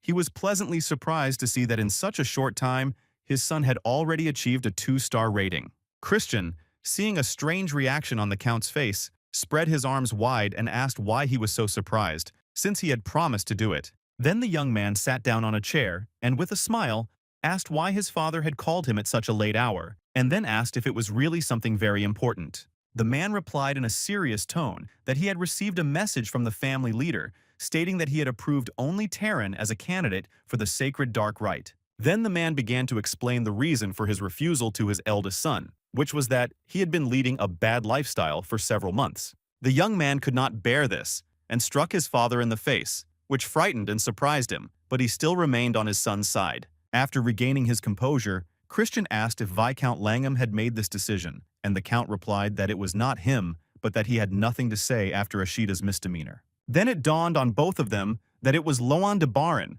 as he was a direct descendant of the main family. Christian realized that it would be difficult for him to become a young lord after this insolent young man won and conquered the darkness. His father asked his son not to worry about it because he was ready to talk to the main people again, and if nothing worked, he would go ask his sister for help. The young man did not show that he was upset, so he replied that there was no need to go to such lengths for him and said that he was ready to deal with everything himself. Then, the Count approached his son, put his hand on his shoulder, and told him to leave this matter to the adults, because his father really wanted to help. Christian smiled broadly and said that he was very pleased to hear such words from his father, but a moment later, he added that he had his own methods of resolving such issues. He then asked if there was a representative of Count Teramida's family among the participants, and his interlocutor replied that the man's third son would be there. Then the young man said that he simply needed to prove himself right and that he already had an idea how to do it, because the Teramidas were soon to organize a hunt for the Black Pill. The Count did not yet understand how his interlocutor would use this opportunity to his advantage, and Christian said that he would take part in the hunt as a shepherd. At this time, Christian's aunt was able to reach the clan leader to inform him that she had been able to conduct an investigation and that her nephew was incomparable to the others. The older man replied that he found it hard to believe, because the child he remembered was a brat who thought he was a genius when he was actually a fake prodigy. Marion put her hands behind her back and emphasized that the boy was not the same as he used to be, so it could be considered that he had completely changed and grown up. Then the father asked if the girl was sure that this young man could fulfill his long-held desire. The lady replied that she could not say for sure, but that Christian might be closer than anyone else to what the gentleman wanted. The clan leader then said that he would keep an eye on the young man and asked if he was sure he would not take part in the sacred dark ritual that was about to take place. Miriam replied that his candidacy had been rejected, but in her opinion, the young man should be given the opportunity to obtain darkness and reveal his hidden potential. Hearing these words, the father said that since his daughter was willing to go so far, he could only conclude that she really liked the young man, and that was why she was saying such things. Suddenly, red-haired Simon, the chief butler of the clan of dark sorcerers, appeared in the room, having come at his master's call. Therefore, after receiving his orders, he decided to clarify that he just needed to observe the young bastard named Christian for a while.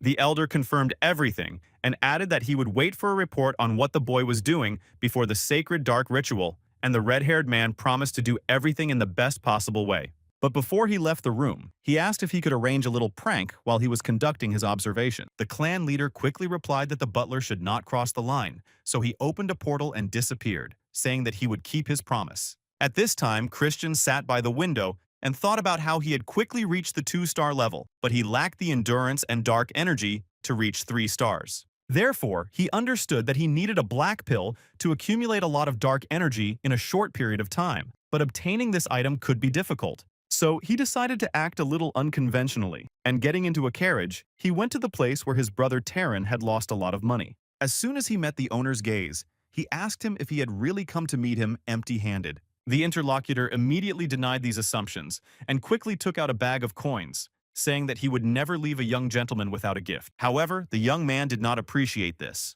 He angrily knocked the bag out of his hands and called it a pathetic gift, emphasizing that the man still did not understand his place in society. After that, Christian said that he had heard rumors that the gentleman was involved in illegal activities, namely, evading taxes on his establishment.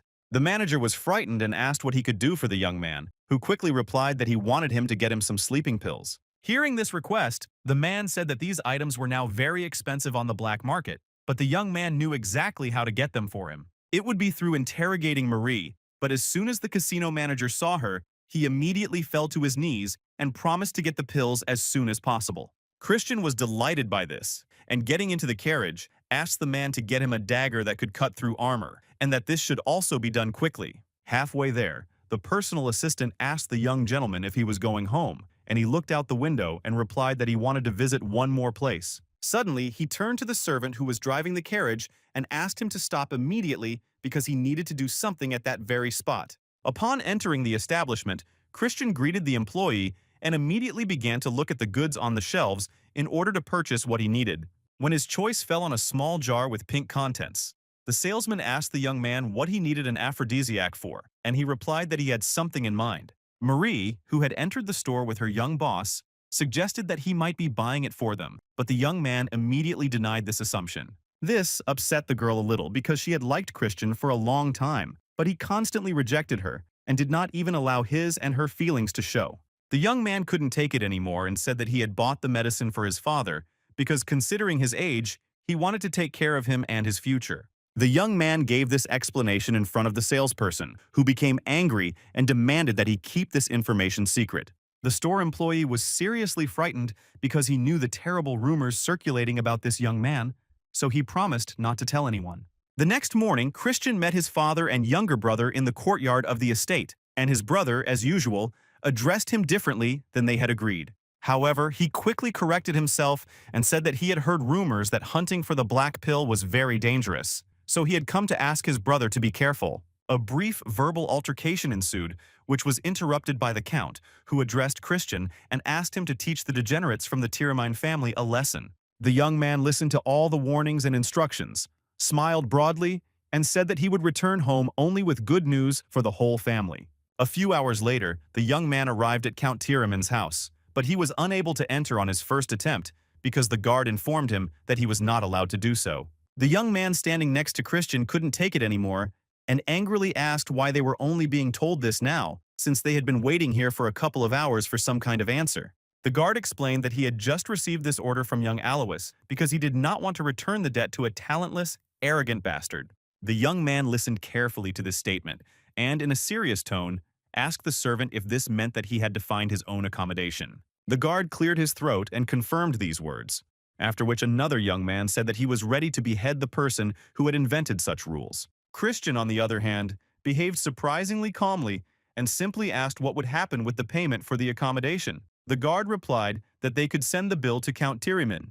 Hearing these words, the young man just smiled broadly, because a plan for revenge had already formed in his head, and it consisted of finding himself a luxurious, expensive place to live. Those who accompanied him were shocked that the house was so expensive, but the young gentleman explained that they could not spend other people's money every day. While giving orders to the men who had arrived with him, the young man suddenly heard something strange, and literally a minute later, his personal assistant appeared before him. When the girl saw the mansion, she was pleasantly shocked and said that she would enjoy working here much more, while her boss tried to understand what she was doing there. The young lady explained that she had hidden in her master's luggage because she had promised him several years ago that she would serve him constantly and anywhere. After listening to her whole story, Christian was about to tell his assistant that he didn't need her help and that she could go home. However, he was unable to do so because Alois, the third son of Count Tyramina, approached them and, showing a small piece of paper, angrily demanded an explanation for the exorbitant bill.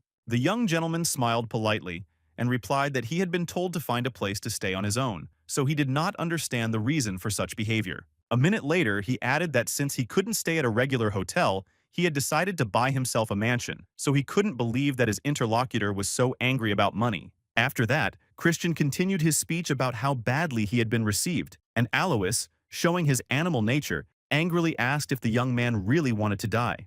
The young man had to fall silent in order to analyze the situation unfolding before him, and he realized that Count Tyramine's art of subjugation was being used here. For, when used in combination, the art of subjugation is a dark magic that binds and constantly controls a demonic animal through fear that it cannot overcome. After all, secret formulas are secretly mixed in that paralyze the mind of the demonic beast and cause it to hallucinate and become agitated, which then replace each other.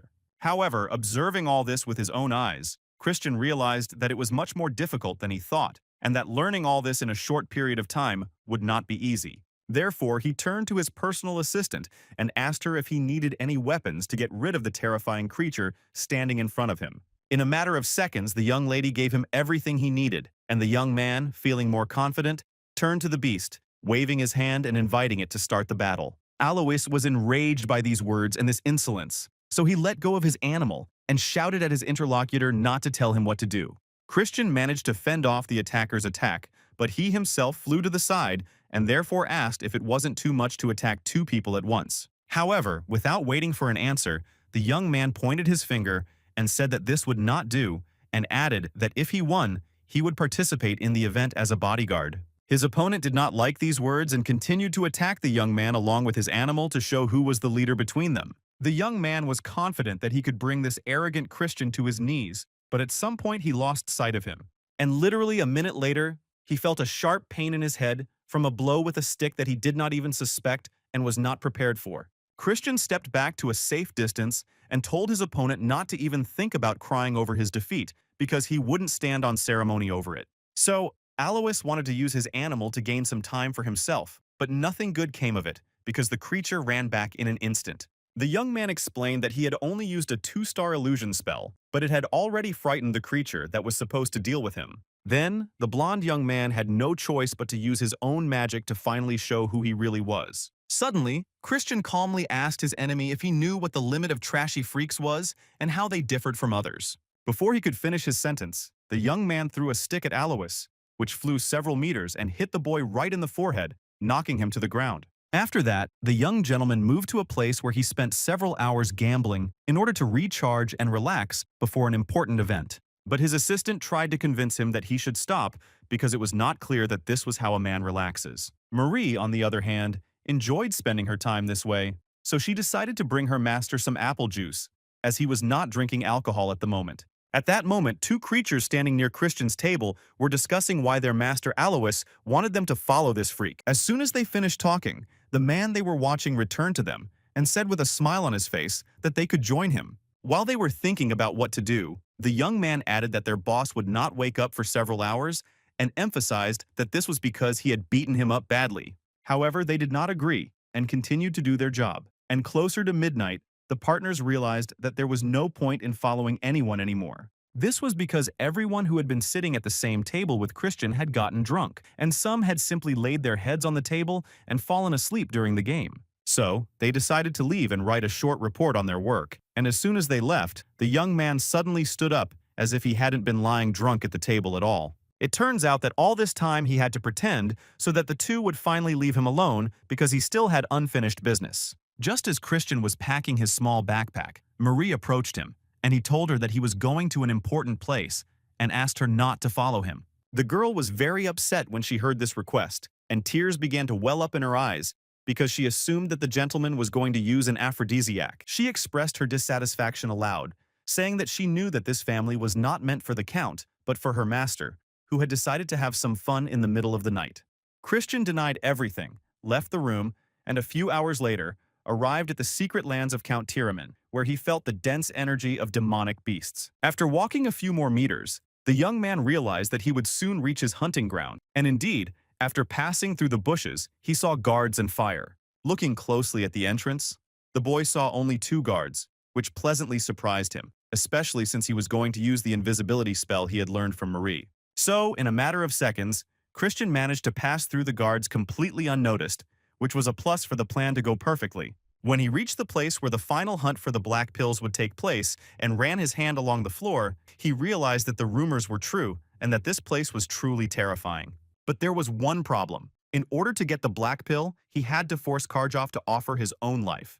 And this can only be done when the creature is so frightened that it simply wants to die. And here everything falls into place for the young man, because the enemy family subjugates everyone through fear. So, up to this point, Christian's plan was to steal the Tyraman's advanced technology, then drug the creature with an aphrodisiac and take the black pill for himself. However, there is simply no time to steal this technology and even begin to study it, so the young man decides that he needs to quickly come up with another solution. In order to leave the secret lands, the young man used a portal to move, but somehow he ended up in the wrong place. He saw a cave in front of him, so without hesitation, he decided to go inside to see what was there, since he was already there and needed to take advantage of this opportunity. As soon as Christian entered, he immediately felt a strong evil energy, and when he walked a few more meters, he saw a crack connecting the cave to their world. After spending a few minutes in this place, a wonderful idea came to the young man's mind. He could lure Joff here with the help of an aphrodisiac. After thinking about it, the young man smiled broadly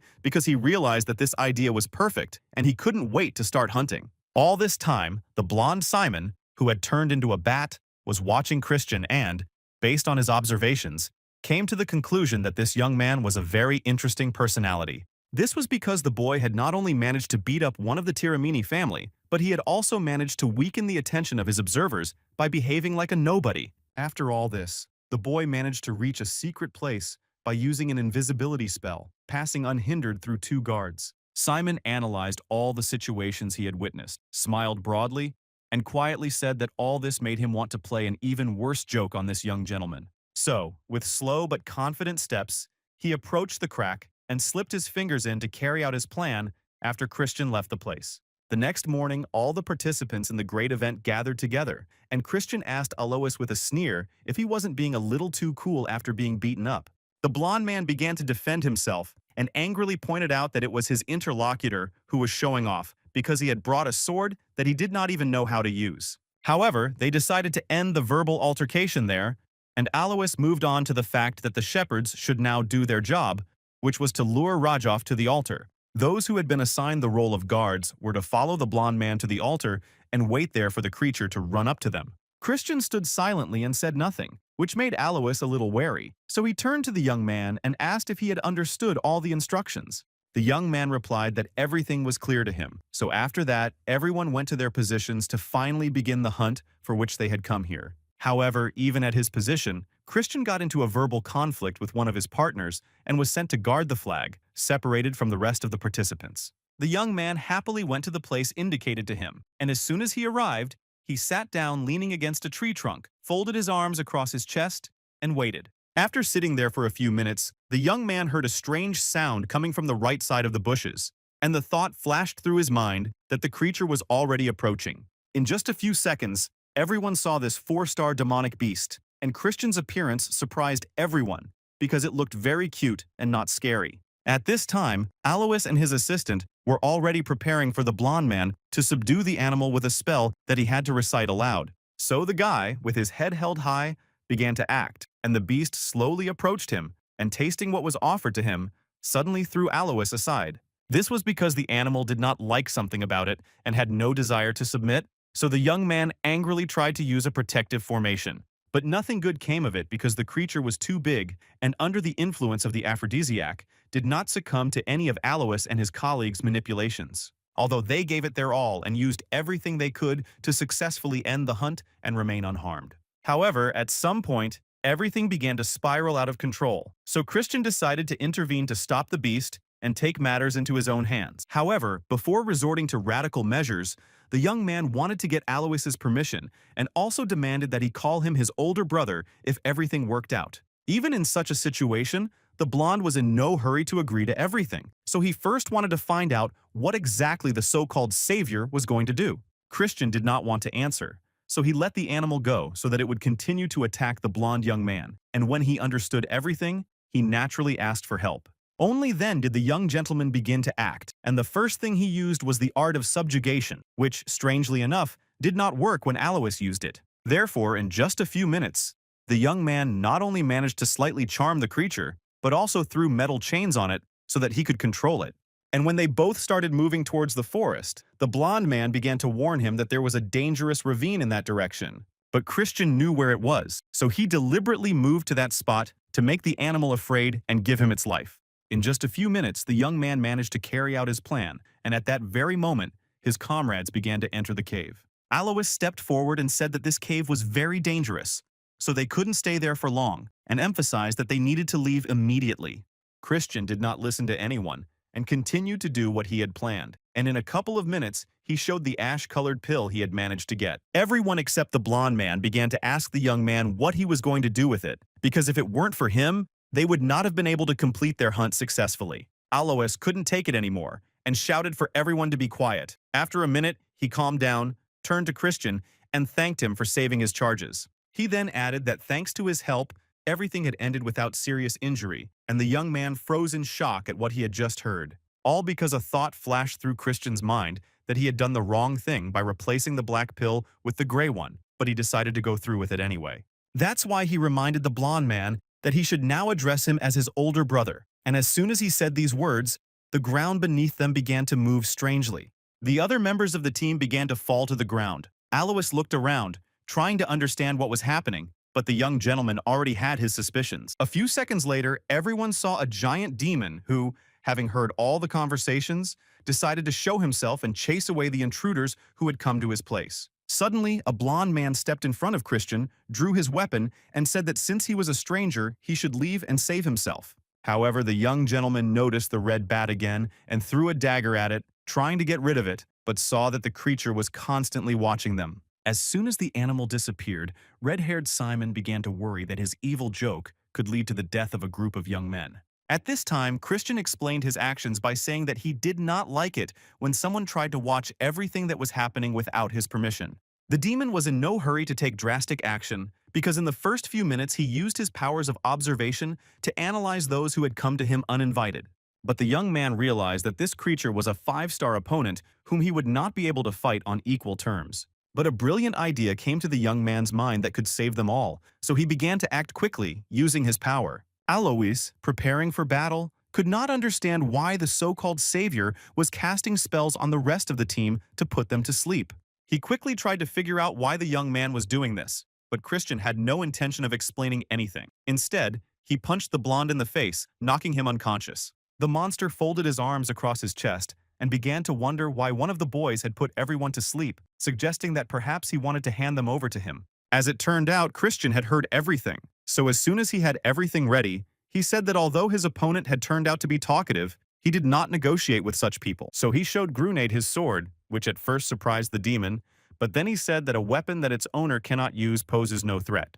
With that, he was able to knock the young man several meters away with a single blow, causing him to bleed from the mouth, but despite this, he still got up. After that, the creature lifted him up by one arm, brought him close to his face, and said that he was willing to give the young man another chance to save his life if he left his companions there. Christian remained silent for a few minutes, then a sly smile appeared on his face as he asked the monster who had told it that he couldn't use a sword. After that, he was able to quickly push himself away and fall to the ground, grab his sword, and demonstrate that he could use not only weapons, but also the power of light. Seeing the desired reaction on the demon's face, the boy joyfully said that the creature had finally understood that its life was now in serious danger. However, the giant had no intention of giving up or even acknowledging these words, so he angrily said that he would destroy the young man without even blinking an eye. However, it was unable to demonstrate anything because Christian, simultaneously using the sword and the power of light from the spell, did something great in the cave.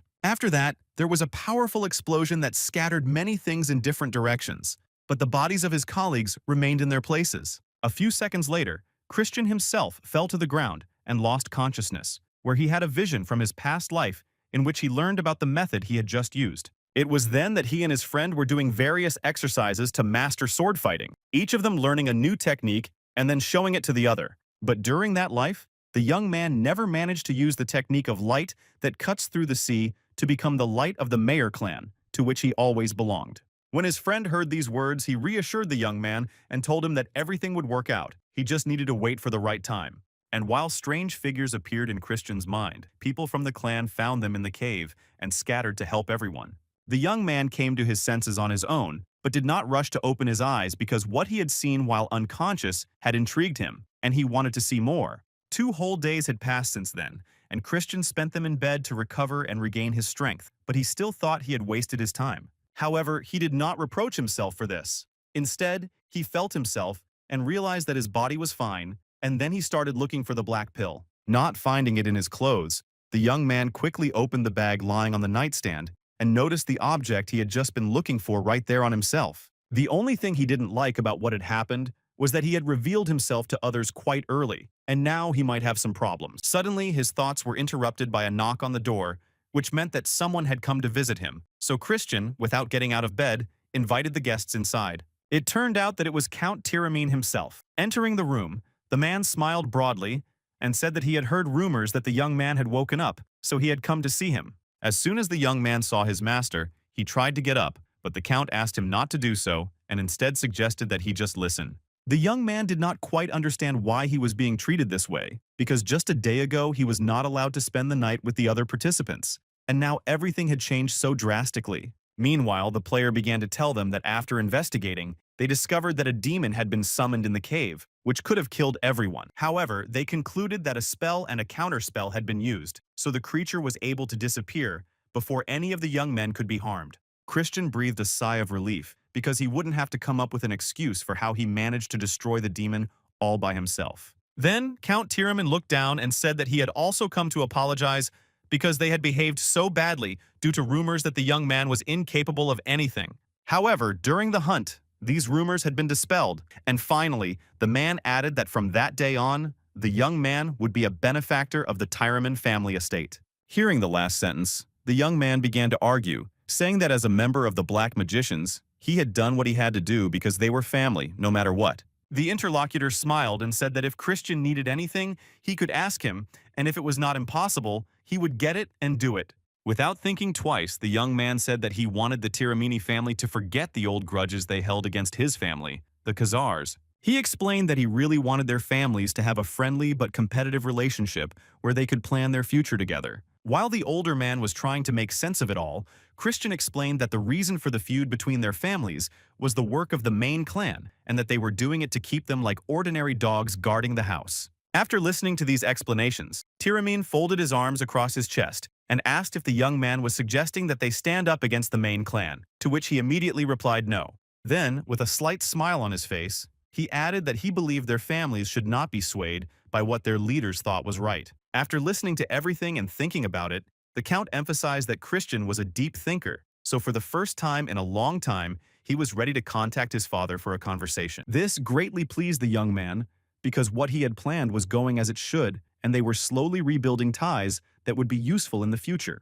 After that, the Count suddenly slapped his son Alois on the back so that he would not remain silent, but say what he had come here to say.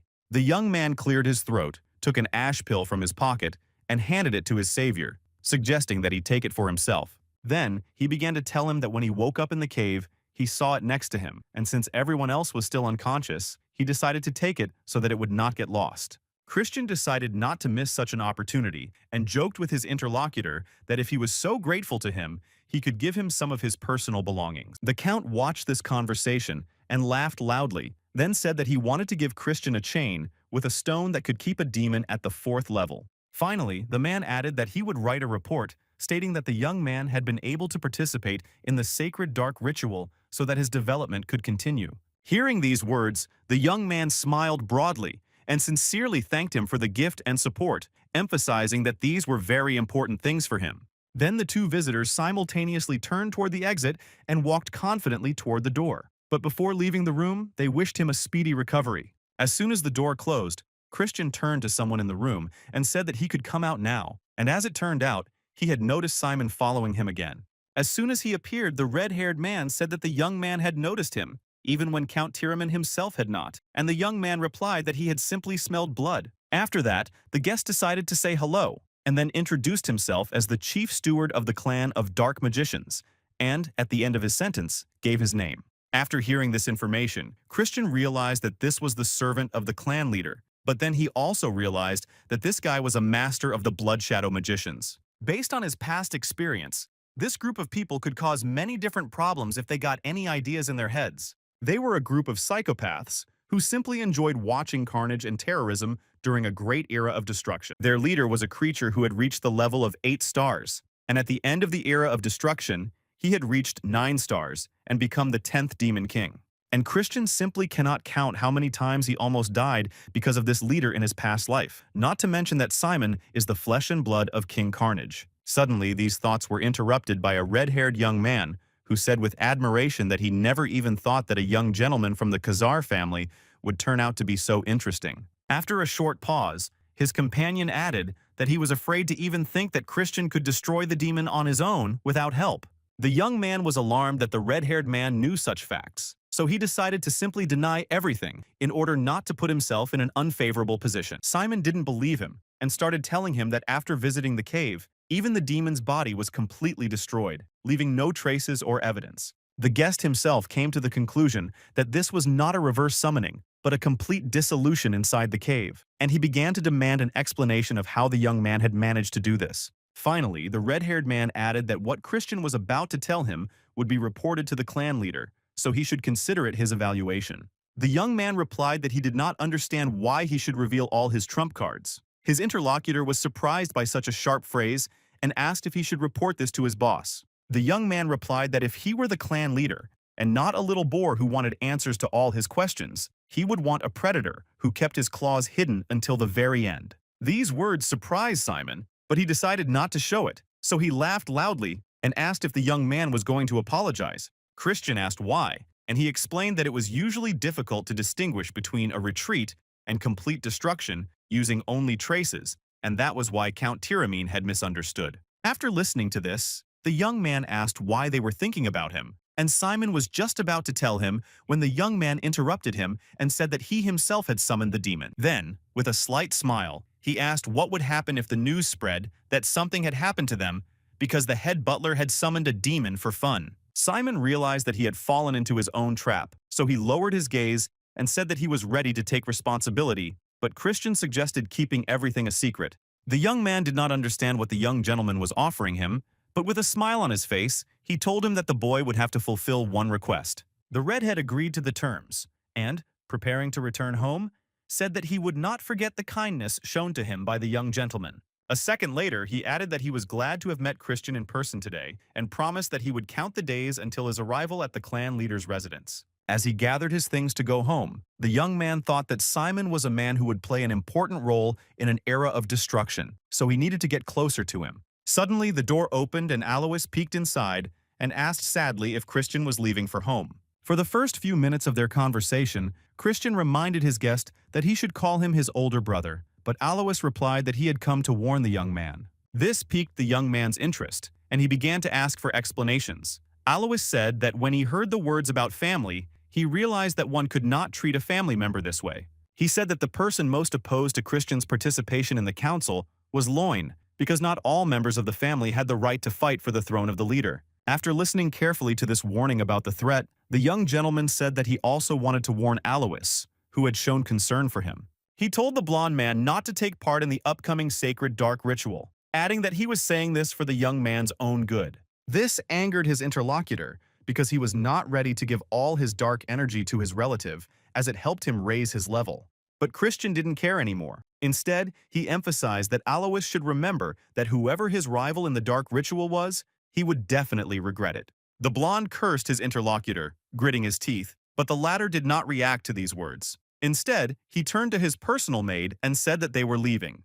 However, before leaving, the young gentleman advised Alois to think about his words so that he would not regret them later. A few hours later, Christian's younger brother found out that his older brother had not come home but had gone straight to the training cave to improve his skills. This made him both angry and sad, so he ran out into the hallway and saw his brother. He stopped and called out to him loudly, as they had agreed. Hearing these words, Christian stopped in his tracks and slowly turned his head back to meet his brother's gaze and talk to him. The younger brother angrily reminded his older brother that he had promised to challenge him to a duel after he returned home, but now he had forgotten about it and was simply leaving the estate. While the young man was saying all this, the young lord was surprised by the fact that his brother had grown up so quickly and had already reached the middle of the 2-star level. At first, Christian replied that he couldn't right now because he needed to train, but a minute later he remembered that his brother was also participating in the upcoming ceremony. Therefore, he asked his younger brother to wait a little and emphasized that they could have a duel after they both trained to improve their skills.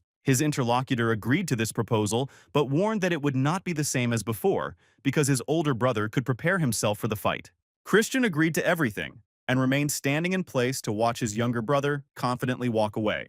Towards evening, the young man lay down on his bed and looked closely at the black pill, thinking that there were only about 2 weeks left until the ritual. So, he decided that today he would try this black object. He bit off a piece, closed his eyes, and lay down on the pillow to wait for the result. And then everything started to happen much more violently than the young man had expected, so he was not surprised that black pills are difficult to digest for people like him. But despite all this, Kristen Book was ready to endure anything because he had no other option to change the past. He had to go through difficult trials. In a few minutes, all that remained was to deal with the power of light, because usually people get rid of this energy with the help of their teacher. However, the young man decided not to get rid of this good thing, so he decided to take all this energy and power into his bright core in order to fill it. At that moment, the girl with long red hair was approached by her assistant, who informed her that he had brought the investigation report she had recently requested. Handing over the documents, the boy apologized for the delay in the investigation and explained that it was due to some strange circumstances. The young lady's name was Edine, and with a serious expression on her face, she said that everything was fine and asked her assistant to leave her alone. 2 weeks had passed since Christian returned home, so his younger brother came to his room to remind him of their agreement. As soon as the young man entered, the young gentleman asked with a smile on his face if he had come early in the morning, because he couldn't wait to get hit in the face. The guest replied with his mouth open, saying that it sounded pretty funny, but the thought that the boy's demonic power had greatly increased since their last meeting was running through his head. Christian put on his outer clothes and said that if the guest was so eager to feel the power of his fists, he was ready to demonstrate it. But before heading to the designated place, the older brother said that if he won, his opponent would have to renounce participation in the upcoming dark ritual. The younger gentleman was surprised and asked if that was really what the young man wanted to say, but he reminded him that this ritual was a kind of competition. Therefore, after a short pause, the young man emphasized that weaklings should stay as far away from such places as possible for their own safety. The guest, of course, did not like this statement, so he put his sword forward, asked his brother to be quiet, and then ordered him to get his sword. Christian took the weapon in his hands and emphasized that the young man did not want to see brotherly care, so he would have to beat him until he understood. Several hours had passed since their fight, and the younger brother was already lying in his bed with many bruises, wounds, and his right arm bandaged. The count, visiting his son, said that the older brother had gone too far this time, as the healer had told him that the victim would need to spend half a month in bed to fully recover. After that, the man looked at his younger son and said that he had no choice but to wait for the next dark ritual to take part in it.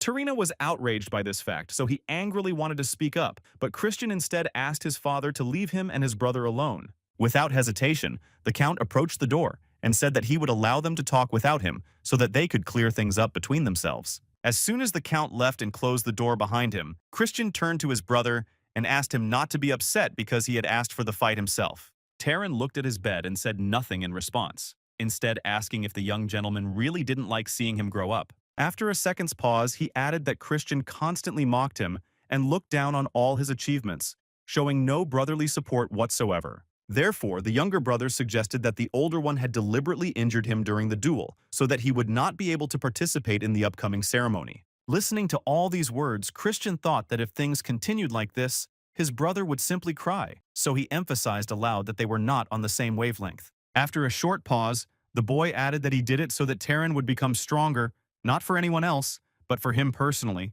so that he could help him. He went on to explain that if his brother fought him in the ritual, he would forever lose his chance to obtain pure dark energy, which was why he had wounded him today. Christian went on to emphasize that pure black energy was not suitable for the younger man, as gray energy was more suited to his temperament and strength. Taryn asked for an explanation, and his interlocutor said that pure dark energy is the highest attribute of all dark energies, and immediately below it is gray dark energy, which is suitable for curse magic. This is because the power of light is divided into different types, so dark energy can also be different, and everyone simply needs to choose what suits them best. After this story, Christian asked his brother if it would be better for him to learn curse magic rather than fencing, and his brother asked how he had come to this conclusion. His interlocutor could not tell the truth about his past life, so he said that he had come to this conclusion from their duel because he had also given his all.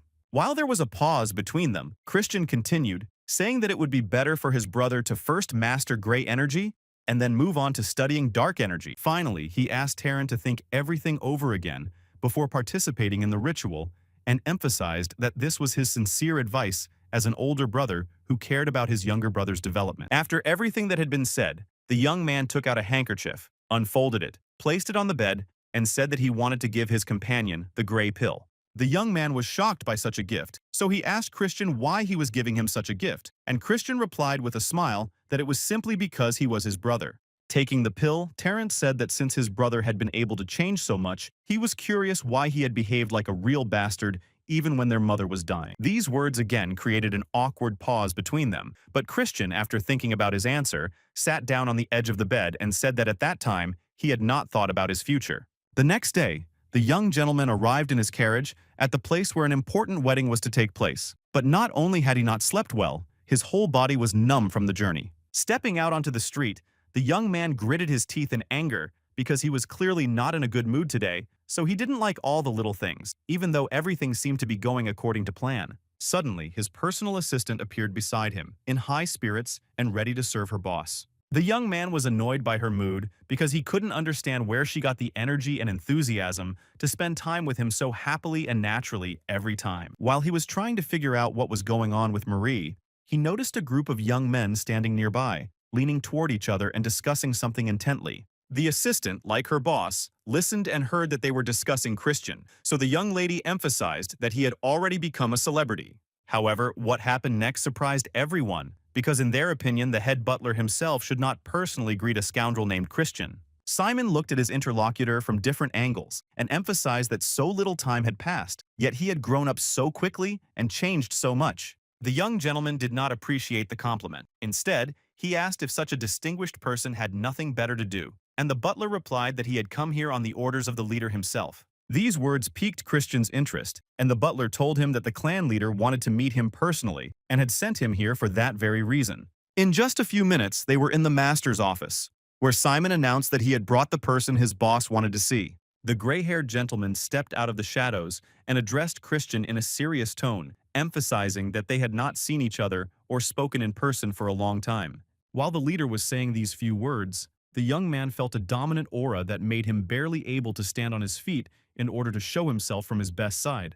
Before any conversation began between them, each of the men tried to show what they were capable of through their strength and energy. Christian decided that it was finally time to greet the leader, so he did so as befitted a man of his status. After listening to him, the chief asked if the young man was surprised that he wanted to meet him personally before the ceremony. The young man bowed and replied that he had expected to be summoned, explaining that a new star had risen so quickly in the clan. The gray-haired lord agreed with these words, adding that neither Marion nor Simon could do without compliments when reporting on their tasks. Then the man froze in one position, and looking the young man straight in the eyes, said that he could not yet understand whether he should expect something or whether he could relax. A second later, he began to explain his words, saying that only time would tell what kind of man the boy would become in the future, and that he had two different paths to choose from. However, the clan leader was unable to finish his sentence because Christian interrupted him, immediately agreeing with everything and saying that he was still too young to meet the expectations of such distinguished people. After that, there was a short, awkward pause between them because no one knew how to continue the conversation after everything seemed to have been clarified. Therefore, the gray-haired gentleman decided to break the silence first and, turning to the visitor, said that he had high hopes for the young man's future. As soon as he finished this sentence, he informed Christian that he could leave the room, and the young man bowed in respect without objection. After the young man left, the gray-haired gentleman told Marion that he had exceeded all his expectations and that because he possessed such great talent, his fate would be even more turbulent. The girl thought about everything she had heard, because she had guessed it herself, but she needed confirmation from the leader to make a final decision. Suddenly, the young lady's thoughts were interrupted again by the older man, who smiled kindly and said that today a little hope had been born in him. Marion asked him to explain what he meant, and the man said that perhaps the young man they had just spoken to would be able to fulfill his long-held desire. That same evening, all the participants who had arrived were to gather in the hall for the ceremony, so there were people representing everyone who entered the room. Christian dressed quite nicely and elegantly for the occasion, and entered confidently so that everyone would see him in this light. The people who were already in the room naturally noticed him and began to discuss among themselves why the leader wanted to meet with this upstart. The young man heard all this and was not offended at all, so he mentally answered himself that he had met with the boss because he was handsome. Then, Christian noticed a waiter passing by with a tray of several glasses of red drink, which caught his attention. He quickly approached to take a glass, but the waiter wouldn't let him, explaining that the young man was underage. Instead of alcohol, she offered the young man ginger ale to quench his desire to drink something strong that day. Although the young man took the glass with the offered drink, he was still angry that he was not allowed to drink what he wanted. But his anger quickly dissipated when an announcement was made in the hall that important guests had arrived, and they turned out to be young lords and ladies. After that, the doors to the room opened, and a group of young people began to enter with slow but confident steps. First came Eshid de Baron, who was the second young lord, followed by Juliana de Baron, who was the first young lady. The next lovely girl was Jupien de Baron, who was the second young lady, and therefore felt more at ease because she did not have as much responsibility.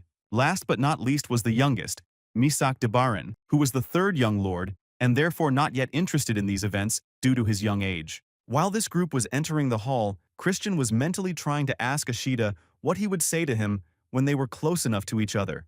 However, nothing happened because the boy simply walked calmly past Christian and pretended not to notice this insignificant person. This greatly angered the young gentleman because this self-confident individual did not even dare to look him in the eye after everything he had done to him. After that, the first young lady walked past the young man, and it was she who attracted his attention with her energy so that he could not take his eyes off her.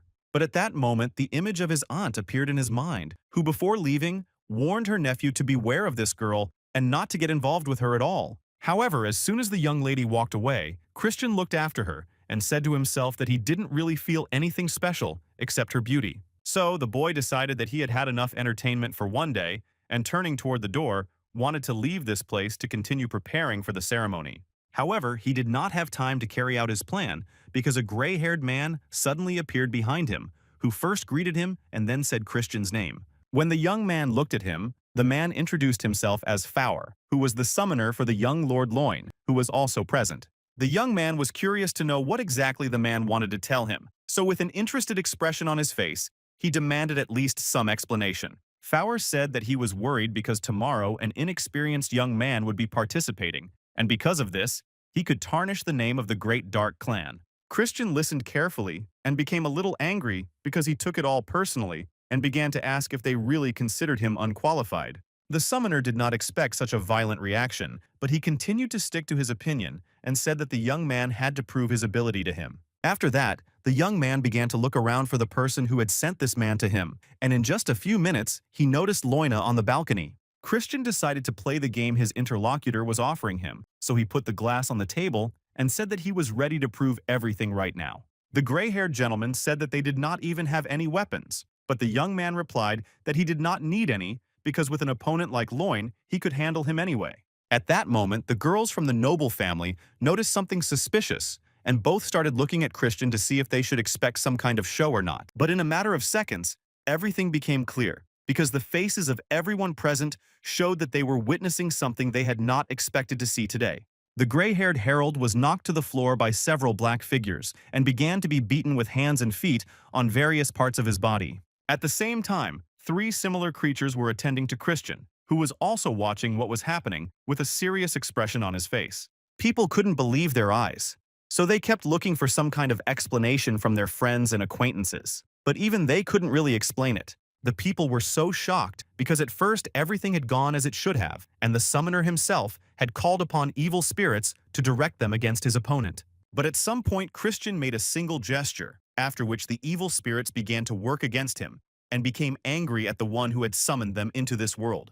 Everyone was curious how the young man managed to gain control over such creatures so quickly because it requires a lot of strength and energy. After the young man managed to lure the spirits to his side, he began to wonder if Loin's plan had failed so quickly without even getting started. Christian then began to humiliate his opponent, saying that such attacks were not suitable for the direct heir to the clan of dark magic. Then, with a sly smile, he emphasized that Loina should have challenged him to a duel if he had any complaints, rather than acting so suddenly. The young man to whom all the words were addressed approached the balcony railing and said loudly that this incident had nothing to do with him.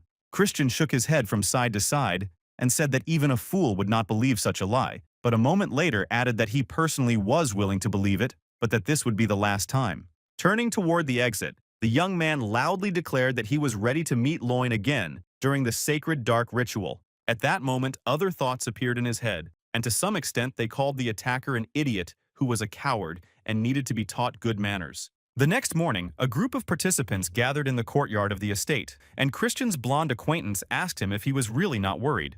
The young man did not want to answer this question, but instead asked why his interlocutor had come to a place where he had been told not to come. However, he did not get an answer, because at that very moment, a short man appeared on the horizon and asked if all the participants had arrived. As soon as everyone turned their attention to the man speaking, he bowed and introduced himself as Sebastian, the second butler in charge of the main house. The man then said that he would now lead the young men to a sacred place where a sacred and majestic ceremony would take place, for which they had all gathered. As soon as everything around them began to change dramatically, it became clear that they would have to go underground, which shocked some of them. Christian immediately understood that this was illusionary art that materialized imaginary space, and because of this knowledge, he was the least surprised of all. When the second butler descended the stairs too low, some of the participants began to follow him in order to know where to go. After walking a few meters, the participants continued to be amazed by what was happening. It seemed as if they had descended underground, but now they had to climb a mountain.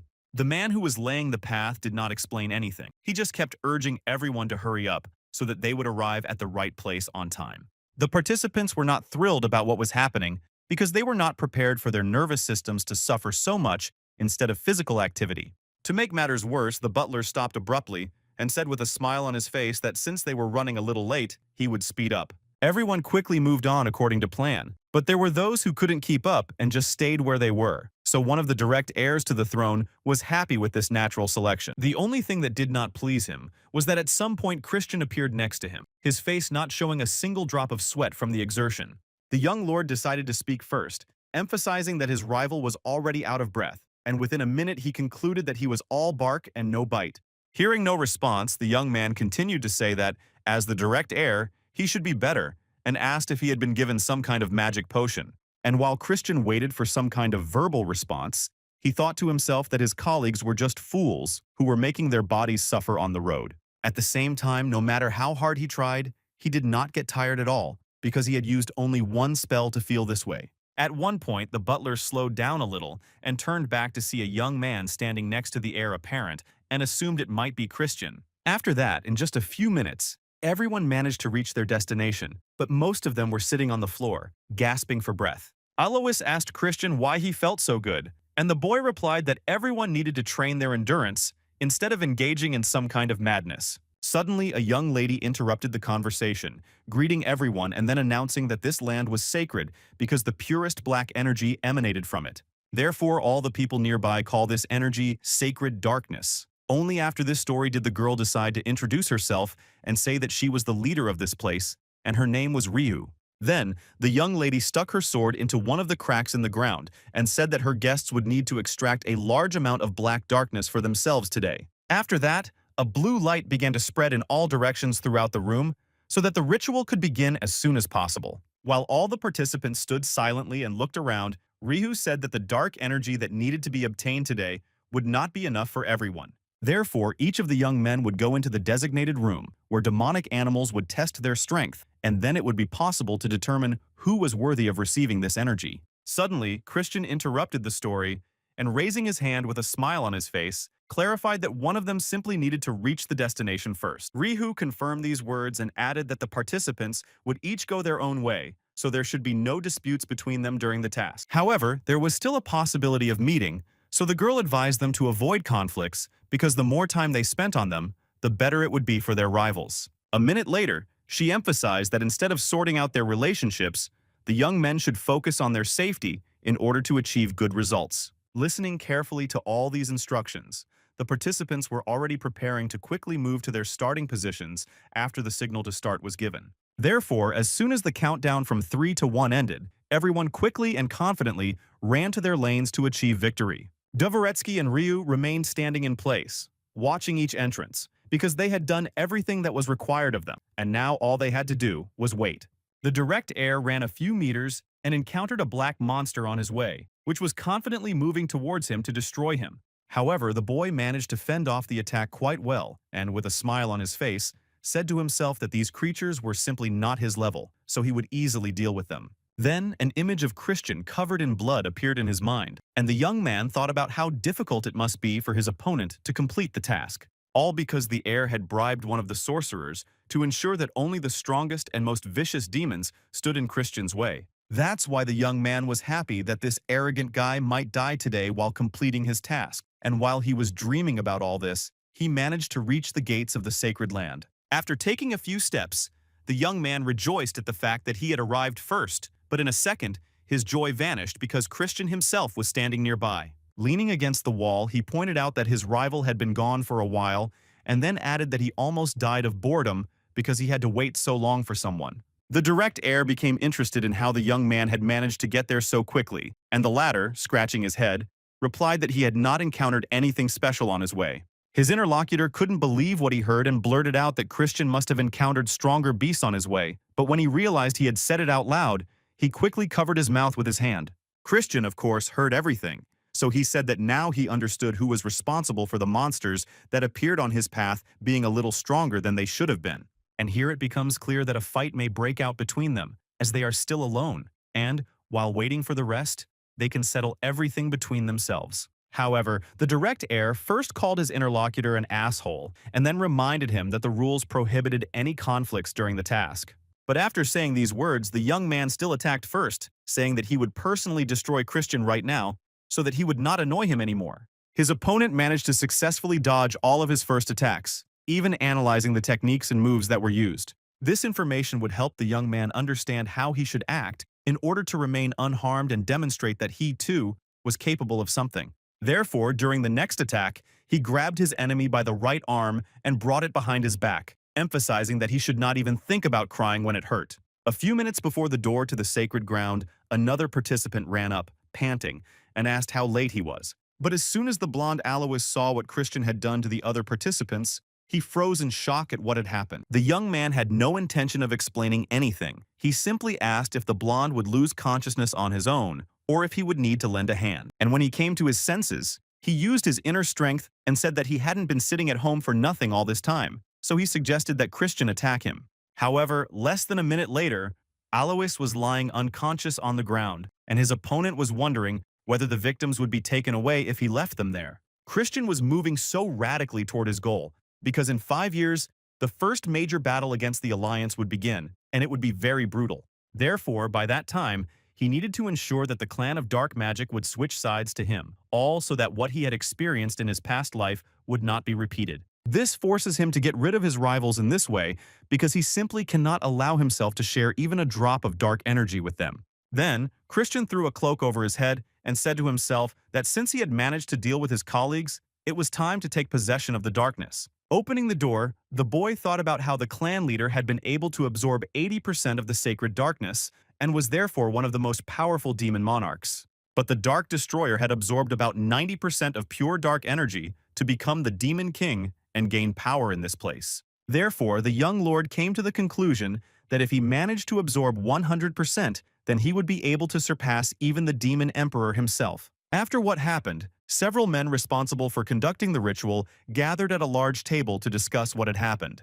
It was unbelievable that all the participants except Christian had failed the task, and the young Lord Luyan was in serious condition, which was a disaster for the organizers. Therefore, these people quickly began to discuss the need to immediately conduct an investigation to determine whether some kind of forbidden trick had been used. Suddenly, the second young lady joined the conversation, saying that there was no point in conducting any investigation, which surprised her subordinates. The girl folded her arms across her chest and explained that this bastard named Christian would never be able to set foot on sacred ground. Then, rising, she added that even if he had entered, 2 days had already passed since then, so it could be assumed that he had already died there. Stepping toward the door to leave the room, the second young lady added that there wouldn't even be a body left of that insolent man, considering how much time he had spent there. However, stopping abruptly at the exit, the girl put on a serious expression and emphasized that even if Christian managed to return alive, she would destroy him personally. Because when her father died in battle against the Alliance, she and her brother Lone were adopted by their uncle, and because of this, her position in the clan was already unstable. On top of that, Loan was unable to obtain the sacred darkness, so no one would support her brother as heir, which meant that their position remained low. Stepping out into the corridor, the girl gritted her teeth and silently promised herself that she would definitely take revenge on Christian for destroying their future. At that moment, 2 maids standing in the same corridor were happily discussing the fact that the insolent young man had not yet come out and assumed that he had already died there. Then, they turned their attention to the young master's personal assistant, who was standing by the window, and said that she would probably meet his ghost before she ever saw him again. Hearing this discussion, Marie could not stand aside, so she rushed up to the maids and began to defend herself and her boss. At one point, the girl became so carried away with her intimidation that she made a strange grimace and threatened to turn the two of them into ghosts herself. Frightened, her colleagues quickly turned their faces away and began to run away, while Marie calmly returned to the window to wait for her boss. At that moment, Christian lunged into the air, thinking that the endless darkness that was knocking the air out of his throat was only 70%. However, the young man began to encourage himself that he had to endure everything because the real test would begin somewhere after 90%. But after a few minutes, the young man realized that he could no longer swallow the darkness, and that if he continued, he would not be able to endure it and would die there. And just as he was about to stop, a strange, large creature appeared next to him and asked if the young man needed help.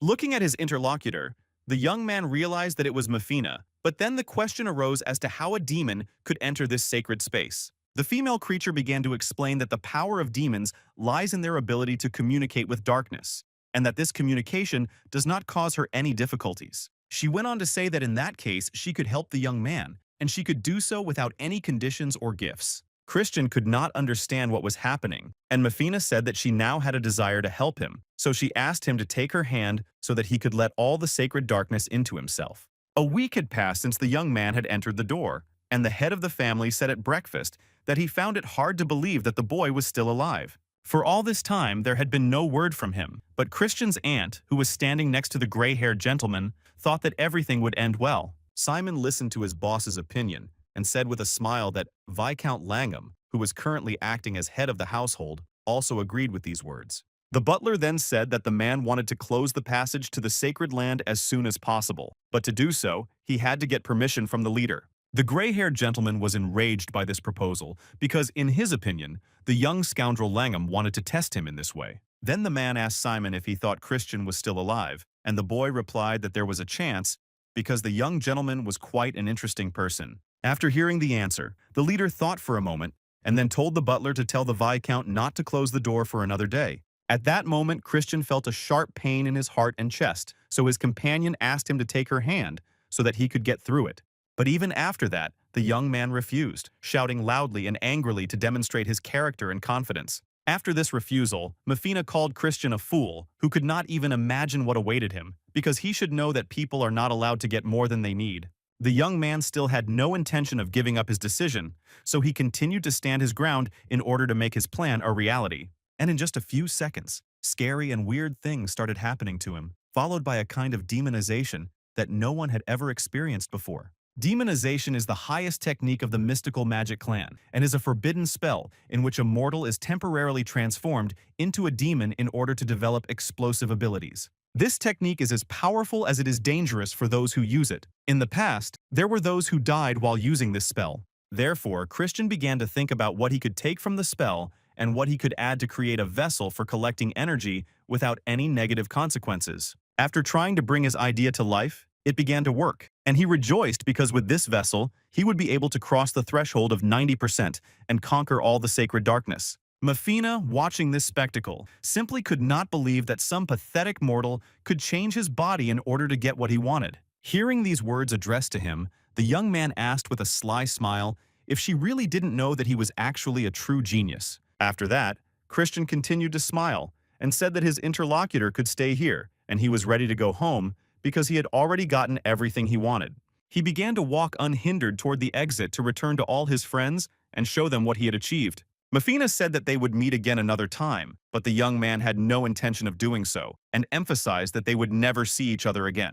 Then, Christian found himself where he needed to be and began to look around to see how much time had passed since his disappearance. So, raising his hand to his face, he guessed that he had been gone for about a week and that because of this, things that no one had planned could happen in his family. Before appearing in front of everyone, the young man transformed himself back into his usual self to demonstrate that he had managed to survive. At that moment, the Viscount's assistant burst into the office to announce that a young man named Christian had returned. The men who were sitting with the head of the family at that moment were shocked and began to express their thoughts about what had happened. The Viscount, who was currently acting as the head of the dark magic clan, folded his arms on the table and asked everyone to tell him everything in a serious tone, in as much detail as possible. The assistant began his story by saying that although the young man's life was literally hanging by a thread, he had managed to survive, but was still very exhausted. After examining the victim, the doctor said that he sensed pure dark energy in the young man, but that it was a turbulent and powerful force.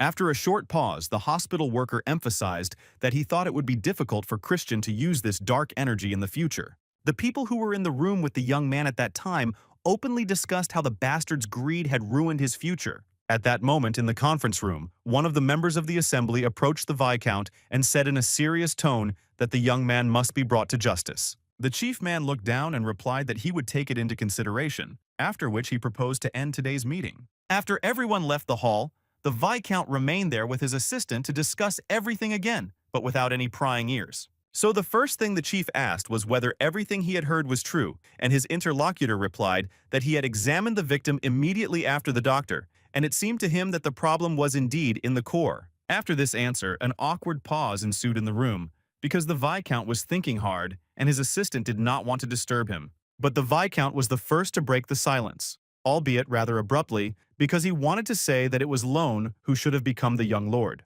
It was this boy who was supposed to be the key to their plans for the clan of poisonous magic, and they were supposed to destroy him together with Jupien, but all that was ruined in an instant. The boy was shocked by what he heard, because although he guessed that there was a plan for the future of the clan, he never thought it would be like this. The Viscount's anger only grew, and he began to say that his plan had failed miserably today, and on top of that, the family leader had taken an interest in Christian. This shows that one small fish can change the course of an entire river, so the man asked his assistant to bring Christian to the Dark Hall tomorrow. Turning his gaze to his interlocutor, the Lord said in a serious tone that he wanted to announce to all members of the clan that he wanted to expel the young man from their community. The next morning, Christian was already standing in the center of the Dark Hall and guessed what was about to happen, because all the important people close to the clan were gathered there. Some young men smiled smugly and did not even hide their joy, which could mean that the news for the young man would be unpleasant. At one point, when everyone fell silent, the Viscount turned to Christian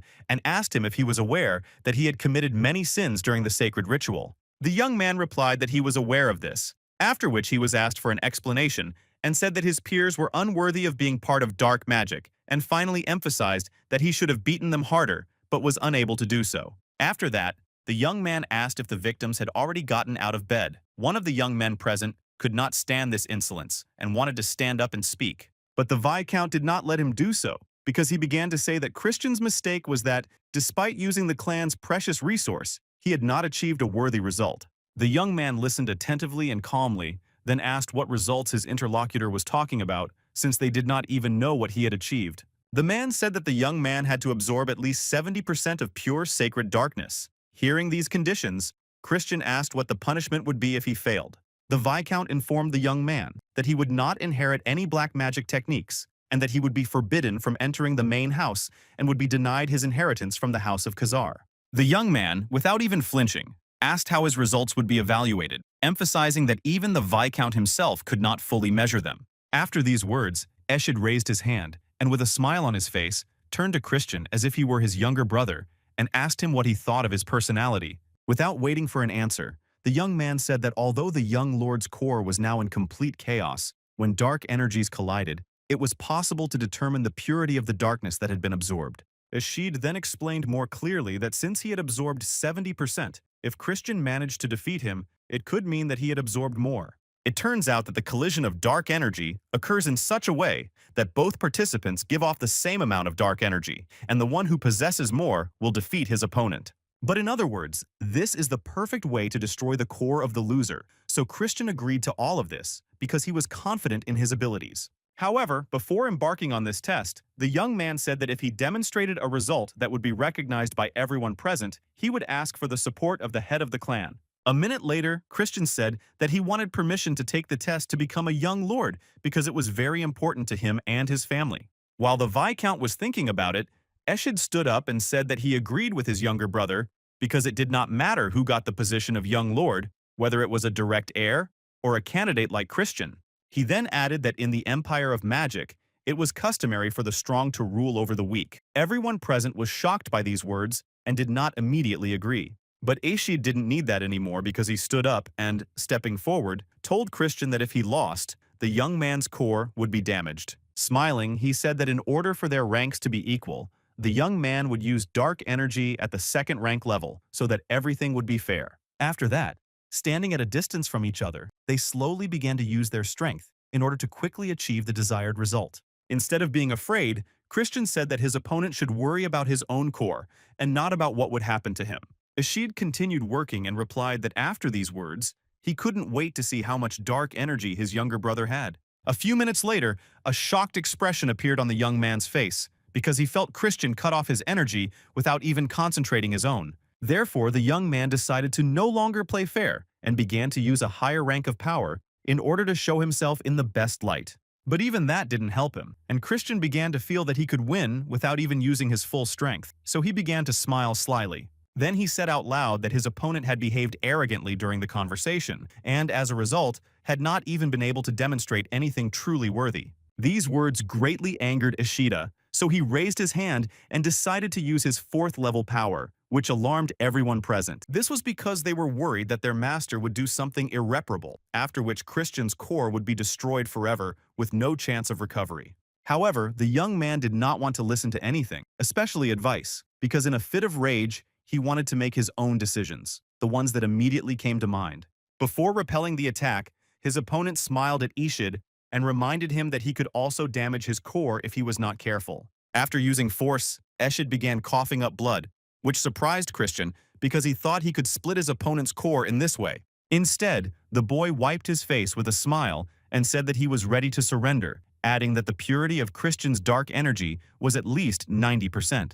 Everyone was surprised when they heard this number, so the young man turned to the Viscount and asked if he could now earn the right to become a young lord. The man was silent at first, but then said that he would allow Christian to take the test to become a young lord, even though no one from the collateral branch of the family had ever done so before. After that, the lord added that he would personally choose the tasks for the young man, who listened silently, thinking that the man would surely find the most difficult ones for him. The Viscount then said that the young man would be evaluated on 2 criteria. First, he would have to demonstrate his talent, and second, he would have to perform a feat worthy of a young lord.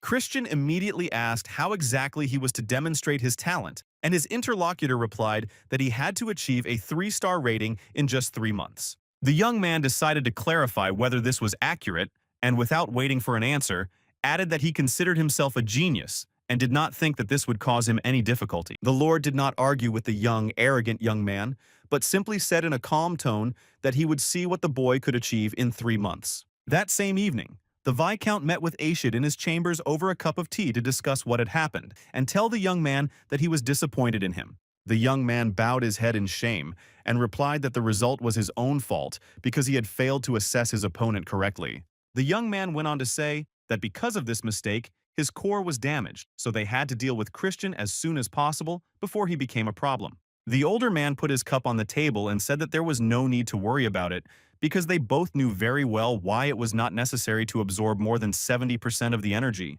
This was because the higher the frequency of the dark energy absorbed, the more difficult it was to increase the level of that energy, so even reaching the 3rd level would take much longer than for others. Finally, the Viscount added that no matter how brilliant Christian was, he would not be able to show his talent in just 3 months, so there was no need to worry too much. The next morning, the personal assistant, serving breakfast to her boss, happily and enthusiastically told him the rumors she had heard about how the meeting in the dark hall had gone. At one point, the girl looked at the young gentleman and said in a serious tone that while he was away, she had come to understand her feelings for him. So, approaching the window, she said that she had been waiting for Christian's return, and that the days he was away had seemed very long to her. These words brought back memories from the young man's past, when one of the girls he liked had said exactly the same thing in a similar situation. At that time, the young lady even cried because she thought that she and the boy would never see each other again, so she could not stop the tears from welling up in her eyes. Returning to the present, Christian smiled slightly and said to himself that he hadn't heard such pleasant words addressed to him in a long time, and all because since he left the clan that wanted him dead, wherever he went, he encountered only destruction, blood, and battle. However, at some lucky moment, he managed to meet 3 kind hearts who changed his life, filling it with color and true friendship. And now, looking at Mira, who was busy setting the table, the young man realized that he was ready to say the words he had never dared to say in his past life. So, looking at his assistant, the young man thanked her in a sweet tone for waiting for him, and the girl, hearing these words, covered her mouth with her hands because it was so unexpected. Then, tears appeared in the assistant's eyes because her feelings had finally been truly understood, so she said that her heart had started beating faster. Christian emphasized that spirits do not have hearts, and then added that since she had been waiting for him, he wanted to reward her, and therefore invited her to take a walk together. Marie simply could not believe her ears, so she approached her boss and asked him to repeat himself to confirm that he was telling the truth, and he confirmed everything. As soon as breakfast was over, the two went outside to walk around the estate and see what they hadn't noticed before when they had hurried through.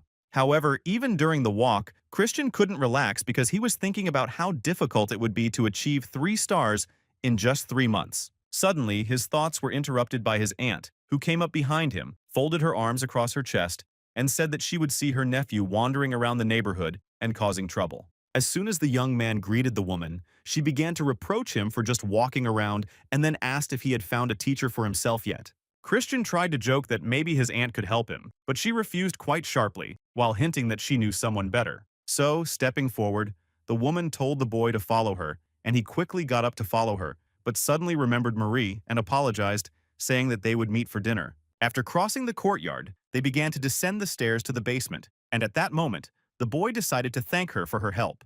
The woman said that she did not know if he would be grateful to her later, because he did not yet know what awaited him, so before he left, she emphasized that the gentleman was very cruel. But the story about the future teacher did not end there, because the aunt wanted to emphasize that none of her brothers could withstand training under the guidance of this gentleman. Suddenly, the young lady stopped and, turning her head to her nephew, said that since he would not have another opportunity like this, he should work hard so as not to disappoint his mentor. After these words, they entered the room where they saw a little boy of about 8 years old, and Christian said to his aunt with a sincere smile that someone's child was lost. Then the young gentleman approached the blond boy, patted him lightly on the head, and asked him where his parents were and why he was there alone. This angered the boy, and he showed his true nature. Only then did Christian realize who he was, and his aunt asked him to show his respect. This little boy was the embodiment of the clan leader, and after that, it became clear to the young gentleman why he had been told that no relative had ever survived training with this coach. So he carefully placed his hand on his heart, bowed slightly, and greeted the clan leader as he should, showing all his respect and sincerity. After that, they moved on to the more important part, namely, the blond boy asked Christian if he knew that he had wasted so much energy. His interlocutor replied that he understood, and then the gentleman added that, as a person who had absorbed about 80% of the energy, he faced obstacles more difficult than others. The man went on to say that even their descendant would never have been able to reach such a stage without the mercy of His Majesty, the Demon Emperor. Therefore, the gentleman added that he could not even imagine the obstacles Christian would face throughout his life. After sharing all this information, the clan leader extended his hand to the young man and said that if he wanted, he could return some of the dark energy to its place. And while the young man was thinking, the man continued to convince him that 80% would be enough for the boy to prove himself to everyone. But all these stories were suddenly interrupted by Christian, who asked the clan leader why the clan of dark energy had weakened so much. The aunt showed her dissatisfaction with this question, but her nephew, ignoring her reaction, added that of the 12 clans, they were considered the weakest, so he was curious why this was the case. The chief listened carefully to these words and asked in a serious tone if certain reasons had influenced this outcome. The boy began to explain his opinion, saying that there were people who kept the clan afloat, but there were demons who said that the new generation was not like the old one. Therefore, only one reason could be identified, and that was that they lacked people with absolute power, or more precisely, those with energy at the 8th level. The clan leader continued to stand silently because he was trying to comprehend what Christian had just said and come to his own conclusion. The young man continued, saying that in the future, when the Demon King attacks them, there will be no warriors of the 8th level left in the clan. Therefore, during the great battle, many people would be lost, and those who survived would be slaves for the rest of their lives, which is why it was important to have warriors with 8 stars. There was another pause between the interlocutors, which Christian broke again to say that everyone must be wondering if he would be able to grow with such an amount of pure dark energy. Therefore, it was necessary to check whether this acquired power could help restore the clan, or whether the young man could pass all the tests and become the owner of unlimited power. Finally, at the end of this sentence, the leader said that the young man spoke very beautifully, so he hoped that he would not regret his words. After that, the chief opened a portal right under the young man and sent him into the forest without explanation. But as soon as Christian began to look around, a message appeared in front of his face, stating that the first test to inherit the dark energy was about to begin. The young man couldn't understand anything because the name of the task appeared at the end, and it sounded like survival. And after that, a giant creature appeared behind him. At this time, his aunt and the clan leader were watching what was happening, and the woman was outraged that the young man had been sent to a 4-star monster when he only had 2 stars. Hearing these words, the older man decided to take more radical action and sent another large creature to Christian so that he would have to fight 2 at once. After his actions, the man explained his decision by saying that the young man would have to face the true nature of pure dark energy more than once on his path.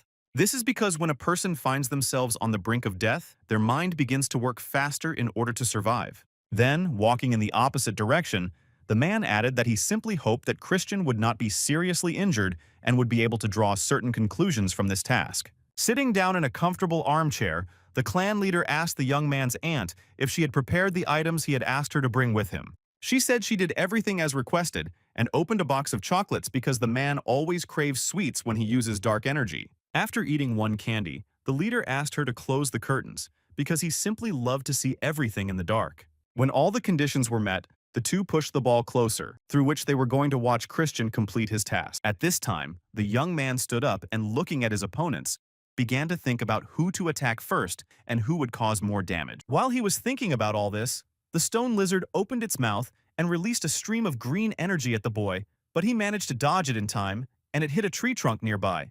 It turned out that it was an acid poison that corrodes everything, so one mistake could cost Christian his life. But the only consolation was that this was a training exercise. So he decided to turn to the clan leader to get some explanation about how to complete this task. But although the leader heard him, he remained silent. His aunt, who was standing next to her husband at the time, just looked at him, waiting for him to say at least a word, but he just sat there and said nothing. Christian continued to appeal, and this time he asked if the man was trying to make him figure out for himself how to defeat a creature twice as strong as him. Receiving no answer, the young man began to roll up his sleeves, saying that then it would be very easy for him to complete the task. Moving on to the battle with the bear, the young man realized that his opponent had incredible speed and strength, but there had to be a way to defeat him. The clan leader, watching the battle, laughed out loud, saying that his grandson definitely had talent, but it still needed to be developed. After a few minutes of observation, the man realized that this young man moved completely differently from the members of his family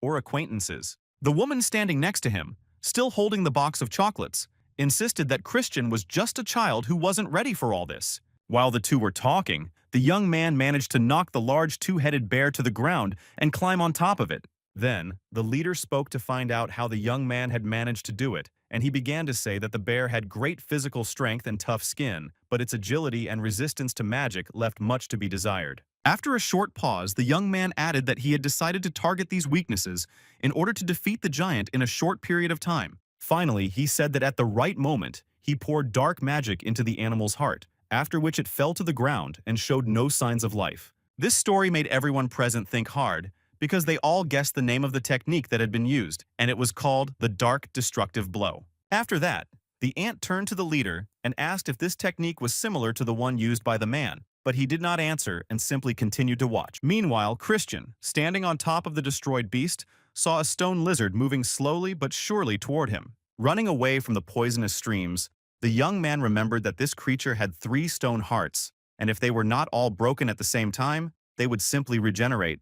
That is why during this battle, the young man decided to try a slightly different approach in order to at least find out if any of the methods would be effective. Simon, who was sitting closest to the ball, had already joined the leader and his aunt, and was happily watching how the young man was able to use a modified version of the dark devastating blow. Seeing this technique, the chief looked at Marion and asked if she had taught her nephew such tricks, and the woman immediately began to deny all these words. The older man himself said that it was not something that could be learned so easily, but Simon smiled and said that at this rate, the boy would not need to learn dark magic. After that, the task was completed, and Christian was returned to where the leader said that the young man turned out to be much more talented than he had imagined.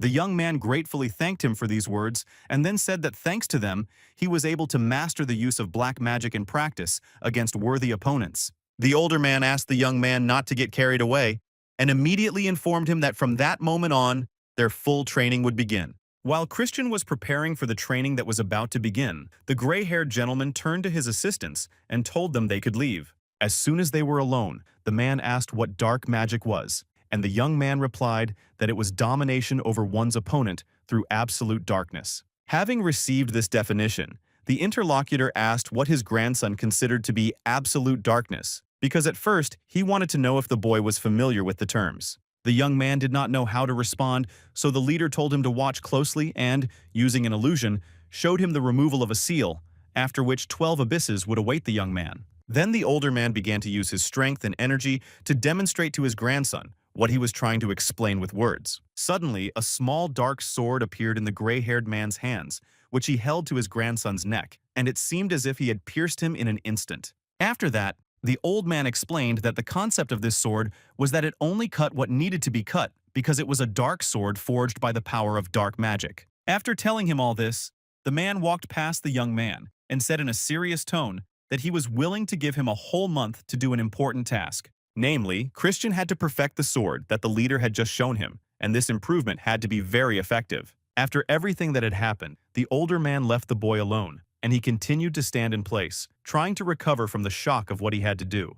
Going out into the street, the young man ran a few laps, then pushed himself off the ground, took off his jacket, looked at his body, and realized that he needed to get in shape. Then, he sat down on the ground, crossed his legs in the lotus position, shook his head, and began to pant, telling himself that he should not complain and that he needed to get back to training. After that, he began to concentrate his dark energy in his hand so that he could use it quickly, but no matter how hard he tried, nothing worked. Although he succeeded a few times, it only lasted 10 seconds before disappearing, and it didn't look like the sword the leader had shown him. A whole month had passed since then, and the leader, in the form of a little boy, descended the stairs to the hall with Christian's aunt to see him. The man said that by this point the young man had gone through so many failures that he should have learned his limits, and as soon as he finished speaking, he sensed that his interlocutor was worried. So he asked her about it, and she replied that she was worried because there were only 2 months left before the heir's trial, and Christian had to be ready by then.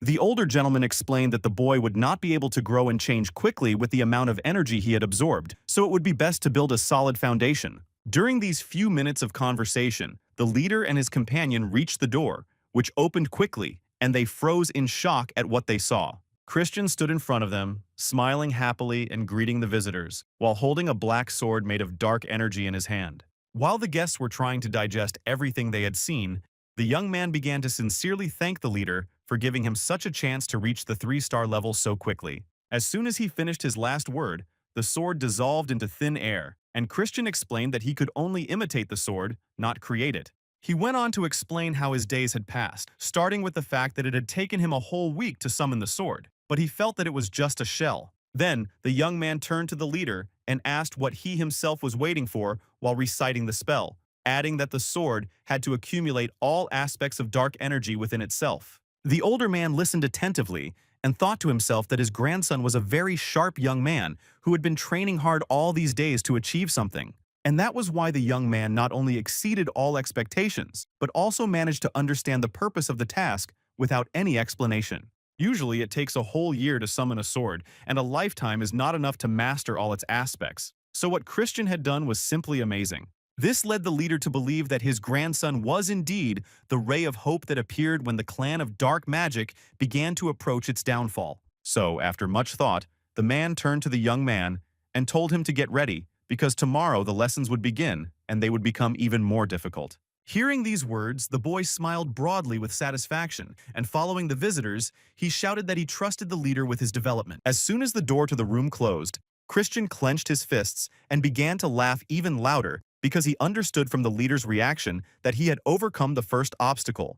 And because of this, the young man ran to the room with strong drinks to celebrate this stage, and choosing the most expensive liqueur, he couldn't believe that he could afford such expensive things. So, in order to enjoy this drink, the boy decided to savor it before Marie saw him, because she would surely take the bottle away from him. But suddenly, someone spoke behind him, and it was a girl's voice that angrily pointed out that Christian was trying to get drunk again in broad daylight. The boy looked at the girl and tried to remember who she might be, because judging by the color of her eyes, she didn't look like she could be a member of a family of dark wizards. That's why he asked if they knew each other. As soon as she heard the question, the girl folded her arms across her chest and angrily asked if Christian was serious. Without waiting for an answer, the young lady approached the young man and, swinging her arm, gave him a hard slap, which was so strong that he fell to the floor. The young man who was standing behind the girl at that moment addressed her as if she were a princess and asked her to leave, explaining that she should not waste her time on trash like this young man. Christian was still trying to understand who this young lady was, who allowed herself to behave in such a manner, and the second butler informed him that she was Princess Marissa from the clan of poisonous magic. Only after these words did the young man ask aloud not to mention that she was his fiancée, and his companion emphasized that, to be more precise, she was his former fiancée. The young gentleman stood up and began to scratch his head, thinking about what he should say in such a situation and what to do to change things. As the girl left the meeting place, she remembered how, at the age of 8, she had been sad at one of her father's parties, where all the attention was focused on her brother. This was because people openly discussed the fact that she was her father's illegitimate daughter and therefore did not treat her with the respect she deserved. People couldn't understand how this could have happened and wondered if their master had lost his mind to do such a shameful thing. And just as the girl was sitting alone, feeling sad, the cheerful Christian appeared and asked her why she was sitting there all by herself. The young lady was surprised that someone had even noticed her, so she did not greet him at first, but did so only a few minutes later.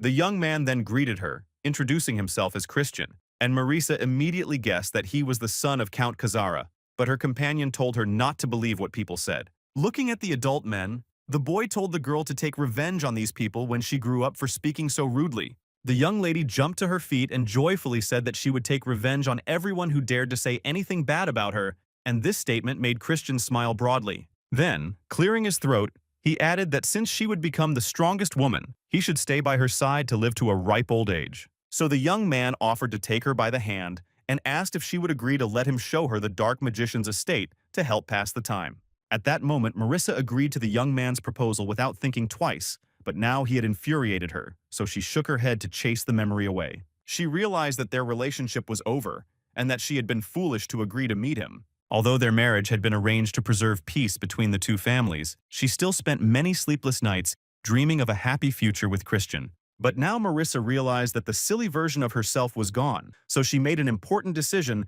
that brought her to the Viscount himself. After greeting the older man, the girl emphasized that they had not seen each other for a long time, and he asked what had brought the princess to him.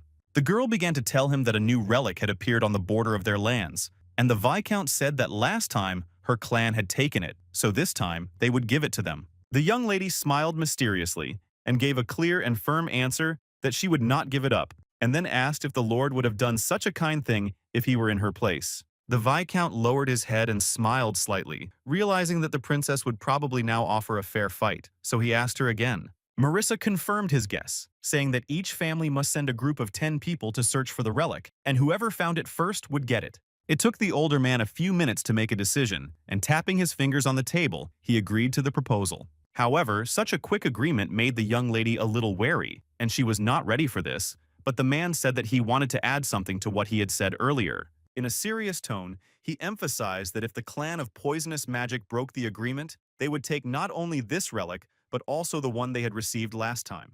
When the young lady asked what exactly was meant by a breach of the agreement, the Viscount said that it could be traps and ambushes that the enemy clan could set up.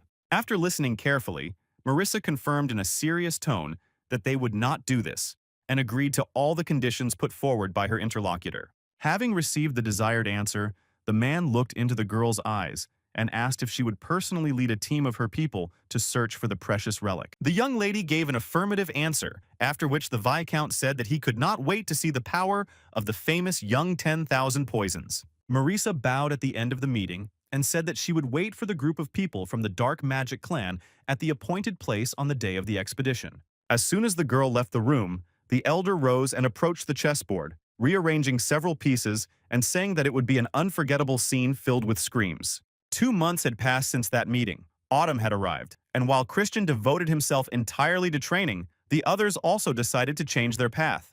Marisa continued to suffer from a love that was not meant to be mutual, which she did, of course, in her room every night, so that no one would see. The other members of the family were unable to return to their previous lives after their defeat, so they spent all their days in their rooms, refusing any help.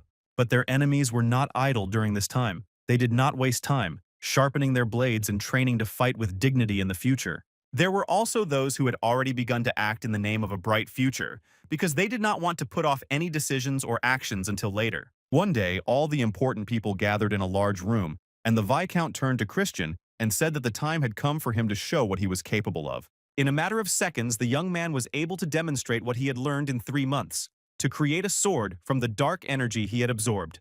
But as it turned out, the boy was not showing a real sword, but only an illusion, and he did this because the clan leader had advised him not to give his grandson an even more difficult task. After a short pause, Viscount announced that he accepted the task and immediately added that he was ready to give the young man his next instructions so that he could begin. He said that he would send a group of people to search for the relic, and therefore suggested that Christian join them to prove himself to the clan of poisonous magic, and if everything worked out, they would recognize him as the heir. After listening to the conditions, the young man thought that it sounded too simple, but he only asked aloud whether he would go alone or if there would be any backup.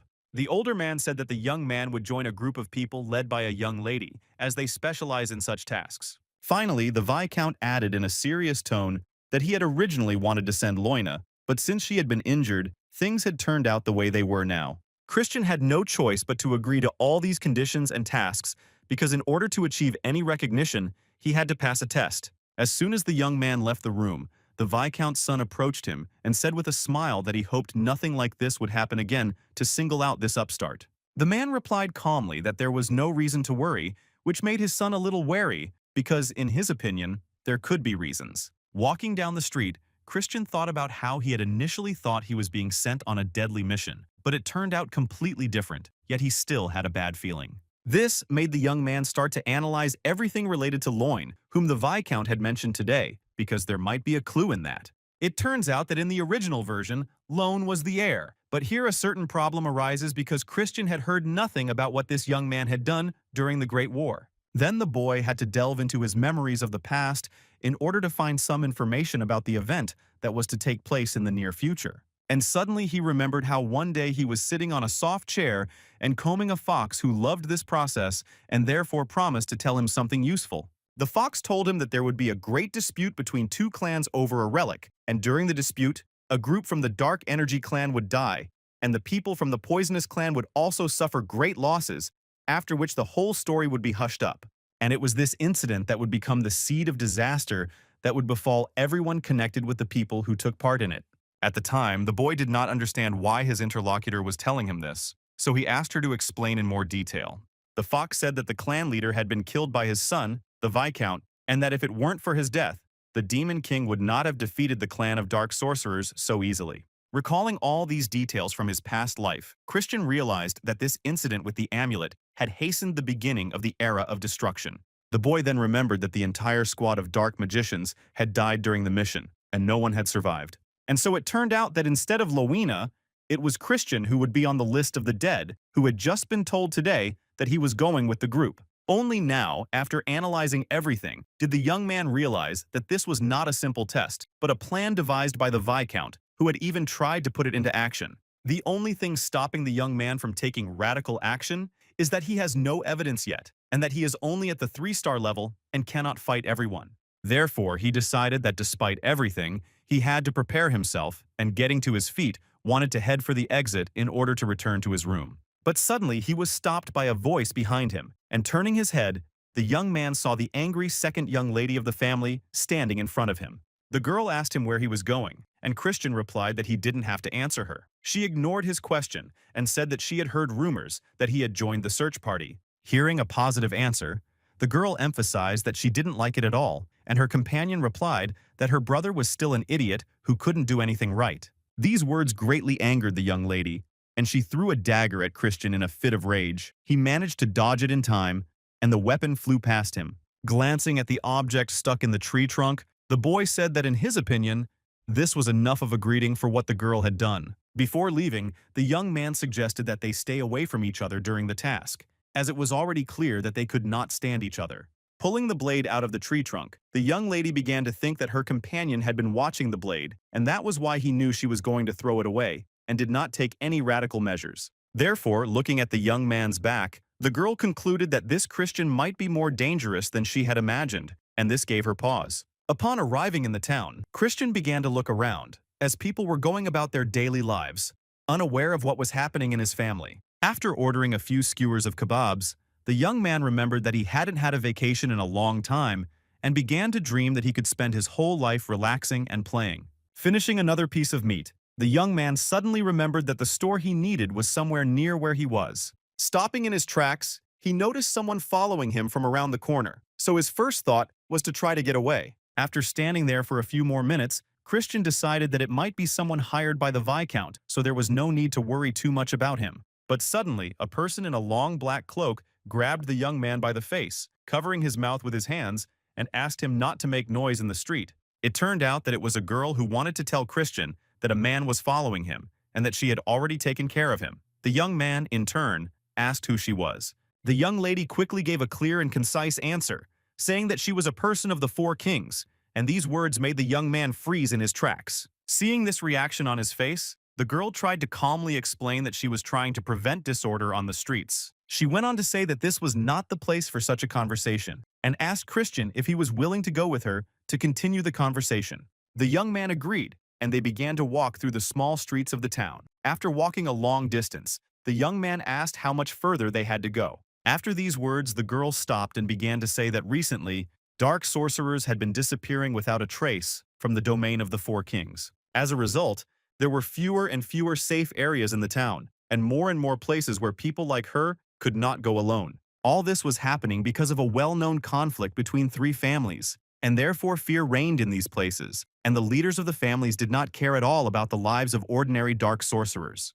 Therefore, the girl came to the conclusion that in the fight against crime, she would need the help of several families, but she could not ask for help without offering anything in return. Then the young lady looked Christian straight in the eye and said that she was ready to give him information that could calm the storm surrounding the clan of dark sorcerers. After a short pause, she revealed that the Viscount of this family had conspired with a high-ranking member of the poisonous magic clan. After that, the girl paused again and then added that these people wanted to take the life of Lady Marissa from the clan of poisonous magicians in the near future. These words made the young man think that not only did they want to destroy him, but also his former fiancée, but he did not yet understand why these people wanted to do this. His new acquaintance explained that if the two families lost their two key figures, the balance between the 12 demon clans would collapse, and everything would lead to a great tragedy. That is why she emphasized that Christian must properly prepare for the expedition he would soon embark on. Removing her hood, the young lady added that she hoped he would become the heir to the clan of dark magic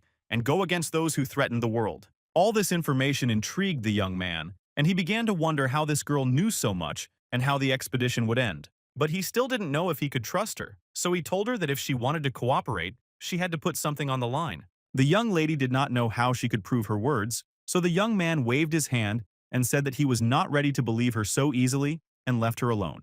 The young lady was very frightened because they would not achieve anything, so she took an important item from her sleeve and handed it to Christian, after which they parted ways. After walking a safe distance away, the young lady suddenly stopped and asked someone aloud why she couldn't show the young man her true face. The demon standing nearby replied that it was all for her own good, because if Christian found himself in danger and accidentally mentioned her name, it would only cause more problems. Therefore, the interlocutor asked the girl to just watch from the sidelines for now, and, if necessary, to guide the young man. At that moment, Christian stepped out onto the main street and suddenly saw something that made a broad, sincere smile appear on his face. This was because his new acquaintance had given him a VIP card that would allow him to enter an underground market where human relics and rare creatures were sold. In an instant, a memory from his past life flashed through his mind, when they didn't have such a card and he and his friends couldn't get in. Returning to the present, the boy saw the name Leah de Wolfman written on the card and realized that he had never heard it before. So, shaking his head from side to side, the young man dismissed thoughts of this girl, convincing himself that he couldn't trust her because he didn't know who she was yet. And because of this, he decided that for now he should better prepare for the expedition. So he turned to a street vendor and asked if he could send a carrier pigeon. The man immediately gave an affirmative answer, then gave the young man a piece of paper on which he could write a message. As soon as he did so, the seller sent the bird on its way. Watching the bird fly away, Christian smiled slightly and said to himself that he had already taken care of one problem, so he could move on. And so it was time to visit an important person who could play a very important role in his life, simply by his presence and knowledge. As soon as he arrived at the right place, the security guard first called him a kid and then completely lost it, saying that he couldn't go inside. Christian quickly took out his VIP card, and the guard immediately changed his attitude, apologized, and pointed to the door through which the guest could enter. After taking a few steps into the hall, Christian was met by a man he didn't know, who greeted him and asked in surprise if he was a guest of Lady Leah de Wolfman. The young man showed his card, smiled slightly, and answered affirmatively, without even feeling any discomfort. But he still decided to clarify whether there were any problems, and his interlocutor replied that there were none, but the thought flashed through his mind that he was being lied to because he could hear a man's voice. Upon receiving this answer, the guest asked if the man could take him to the manager of this branch because he really wanted to talk to him. Within a few minutes, the young man was led into a room, seated in a chair, and told that the manager of the establishment would be with him shortly. While Christian was waiting, he looked around the room from all angles and realized that everything here was done to the highest standard, as expected from the Rudolph Trading Guild. The Rudolph Guild was one of the largest and most influential, controlling almost all of the empire's trade routes and owning all of the black markets. A few minutes later, Rubid, the manager of this branch, entered the room. He first thanked Christian for waiting, and then introduced himself to the guest. Sitting down in a chair opposite the young man, he said that he had been informed that a visitor wanted to see him, so he immediately asked what the conversation would be about. As soon as his interlocutor sat down, Christian said that he wanted to meet Rowena in person, which shocked the manager and caused him to react with a look of surprise on his face. But when he came to his senses, the young man asked for clarification, and the guest asked him a counter-question about whether he really did not know Rowena. Rubid replied that he knew this person well, as she was the leader of the Deer clan, and even they could not summon the head of the union whenever they wanted to. Christian smiled mysteriously and said that this could not be true because she was literally standing right in front of him, and his interlocutor began to worry. The guest continued to ask questions, and this time, he clarified that he was not mistaken and that the power of the relic they had once managed to obtain was now in effect. Receiving no answer, the young man continued to say that they would see each other often, so there was no need to put on a show in front of him. And after all these words, the interlocutor took off his mask, and a young, beautiful girl appeared in front of Christian, who asked how he had guessed. The guest did not tell her everything, but instead asked if she was not ashamed to use such a poor relic as the leader of the Rudolph Guild because the disguise was weak. The young lady began to ponder all these words, and the young man decided to joke and said that perhaps her face was so big that the relic could not work at full capacity. At this point, the young lady realized that he was being sarcastic, so she emphasized that her guest did not resemble Leah de Wolfman, who was listed on his card. The girl then began to speak angrily, saying that although Christian had absorbed a lot of dark power, she would not tolerate him entering her establishment by stealing someone's pass. The young man crossed his legs and said that she didn't need to threaten him, because he could spread rumors about a mouse from the Union who was doing business in the magical empire. This threat silenced the woman, and a minute later she asked what exactly the young man wanted from her, since he had managed to arrange a personal meeting, so it must be something important. Literally an hour later, the young man left the room with a pile of gold jewelry and precious stones, and he would also receive the armor he needed. Although all this would not strengthen their group dramatically, at least they would be able to oppose the plans that the Viscount had been developing for a long time, to destroy the relationship between the great families and cause each of them to suffer significant losses among their personnel. After evening training, Christian gathered his small bag and began to walk towards the exit, and the second young lady asked him where he was going. Not waiting for an answer, the girl informed him that the expedition group was leaving the day after tomorrow, so he could join them for training. Rubbing his face, the young man refused, saying that he was going to be as useless as Loind, so there was no reason for him to bother. Turning toward the exit, the young man smiled, waved goodbye, and said that his colleagues needed to train hard for the upcoming task. One of the team members could barely contain his negative emotions towards Christian, but the second young lady said that there was no need to react to such behavior. She explained that he wasn't worth it, because if the young man couldn't prove himself, it would be his personal loss. The only thing that made the girl wonder was why this young man had been behaving so strangely lately, and whether this might indicate some kind of plan. A few days later, Christian met with his new ally, Rowena, who brought him the herbs he had asked for during their last meeting. The girl asked what he was going to do with all of it, but the young man replied rather sharply that it was none of her business, and asked if she had anything else. The young lady took out another wooden chest, then approached the door and asked if her identity would remain a secret, regardless of what he was planning. The young man replied that it would be, and emphasized that they would meet again in the future. The young woman said that she would prefer not to see him again. Christian smiled mysteriously and threatened to reveal her real name, then informed her that a major battle was about to unfold in the area. Therefore, as a person who travels between alliances and magical empires, she should be aware of how unstable the situation on the continent is at the moment. If the battle did indeed begin, trade routes across the continent would be blocked, and she would have to choose between the alliance and the empire. After listening to this story, Rowena emphasized that a major conflict was too much right now, and immediately added that such events were not child's play. Christian continued to press his interlocutor, saying that if the rumors from the domain of the Four Kings were to be believed, then his whole story was not so far-fetched. And then it occurred to the girl that everything the young man had said was indeed true, because many great families wanted to start a great battle. But she did not say this out loud. Instead, she asked her interlocutor why he was telling her all this, since it was quite important information. The young man sat down next to the table, smiled sweetly, and said that he wanted her to become his sponsor, and he would try to prevent the battle from happening.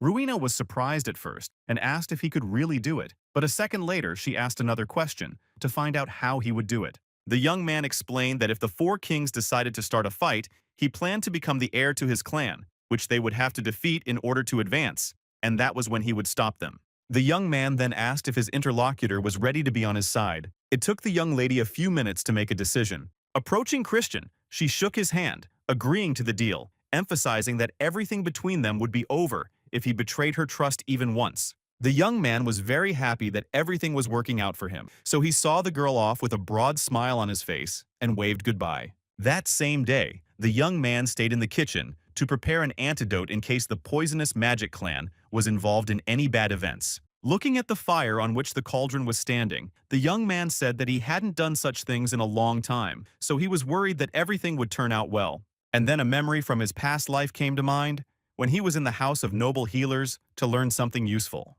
The girl who was sitting in the same room with him initially called him a snot-nosed kid who couldn't build a stronger fire and demanded that he fix it.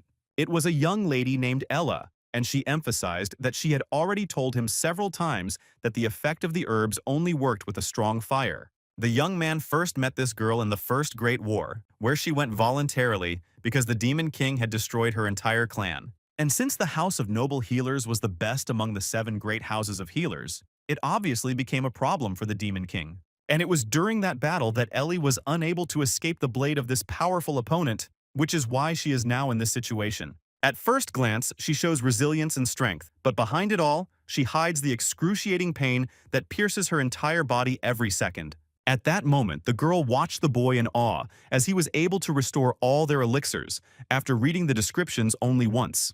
Coughing up blood, she said that she did not want to die so easily when there were so many people in the world who needed her help. Another reason that upset her greatly was that the line of noble healers had been cut off so quickly and abruptly.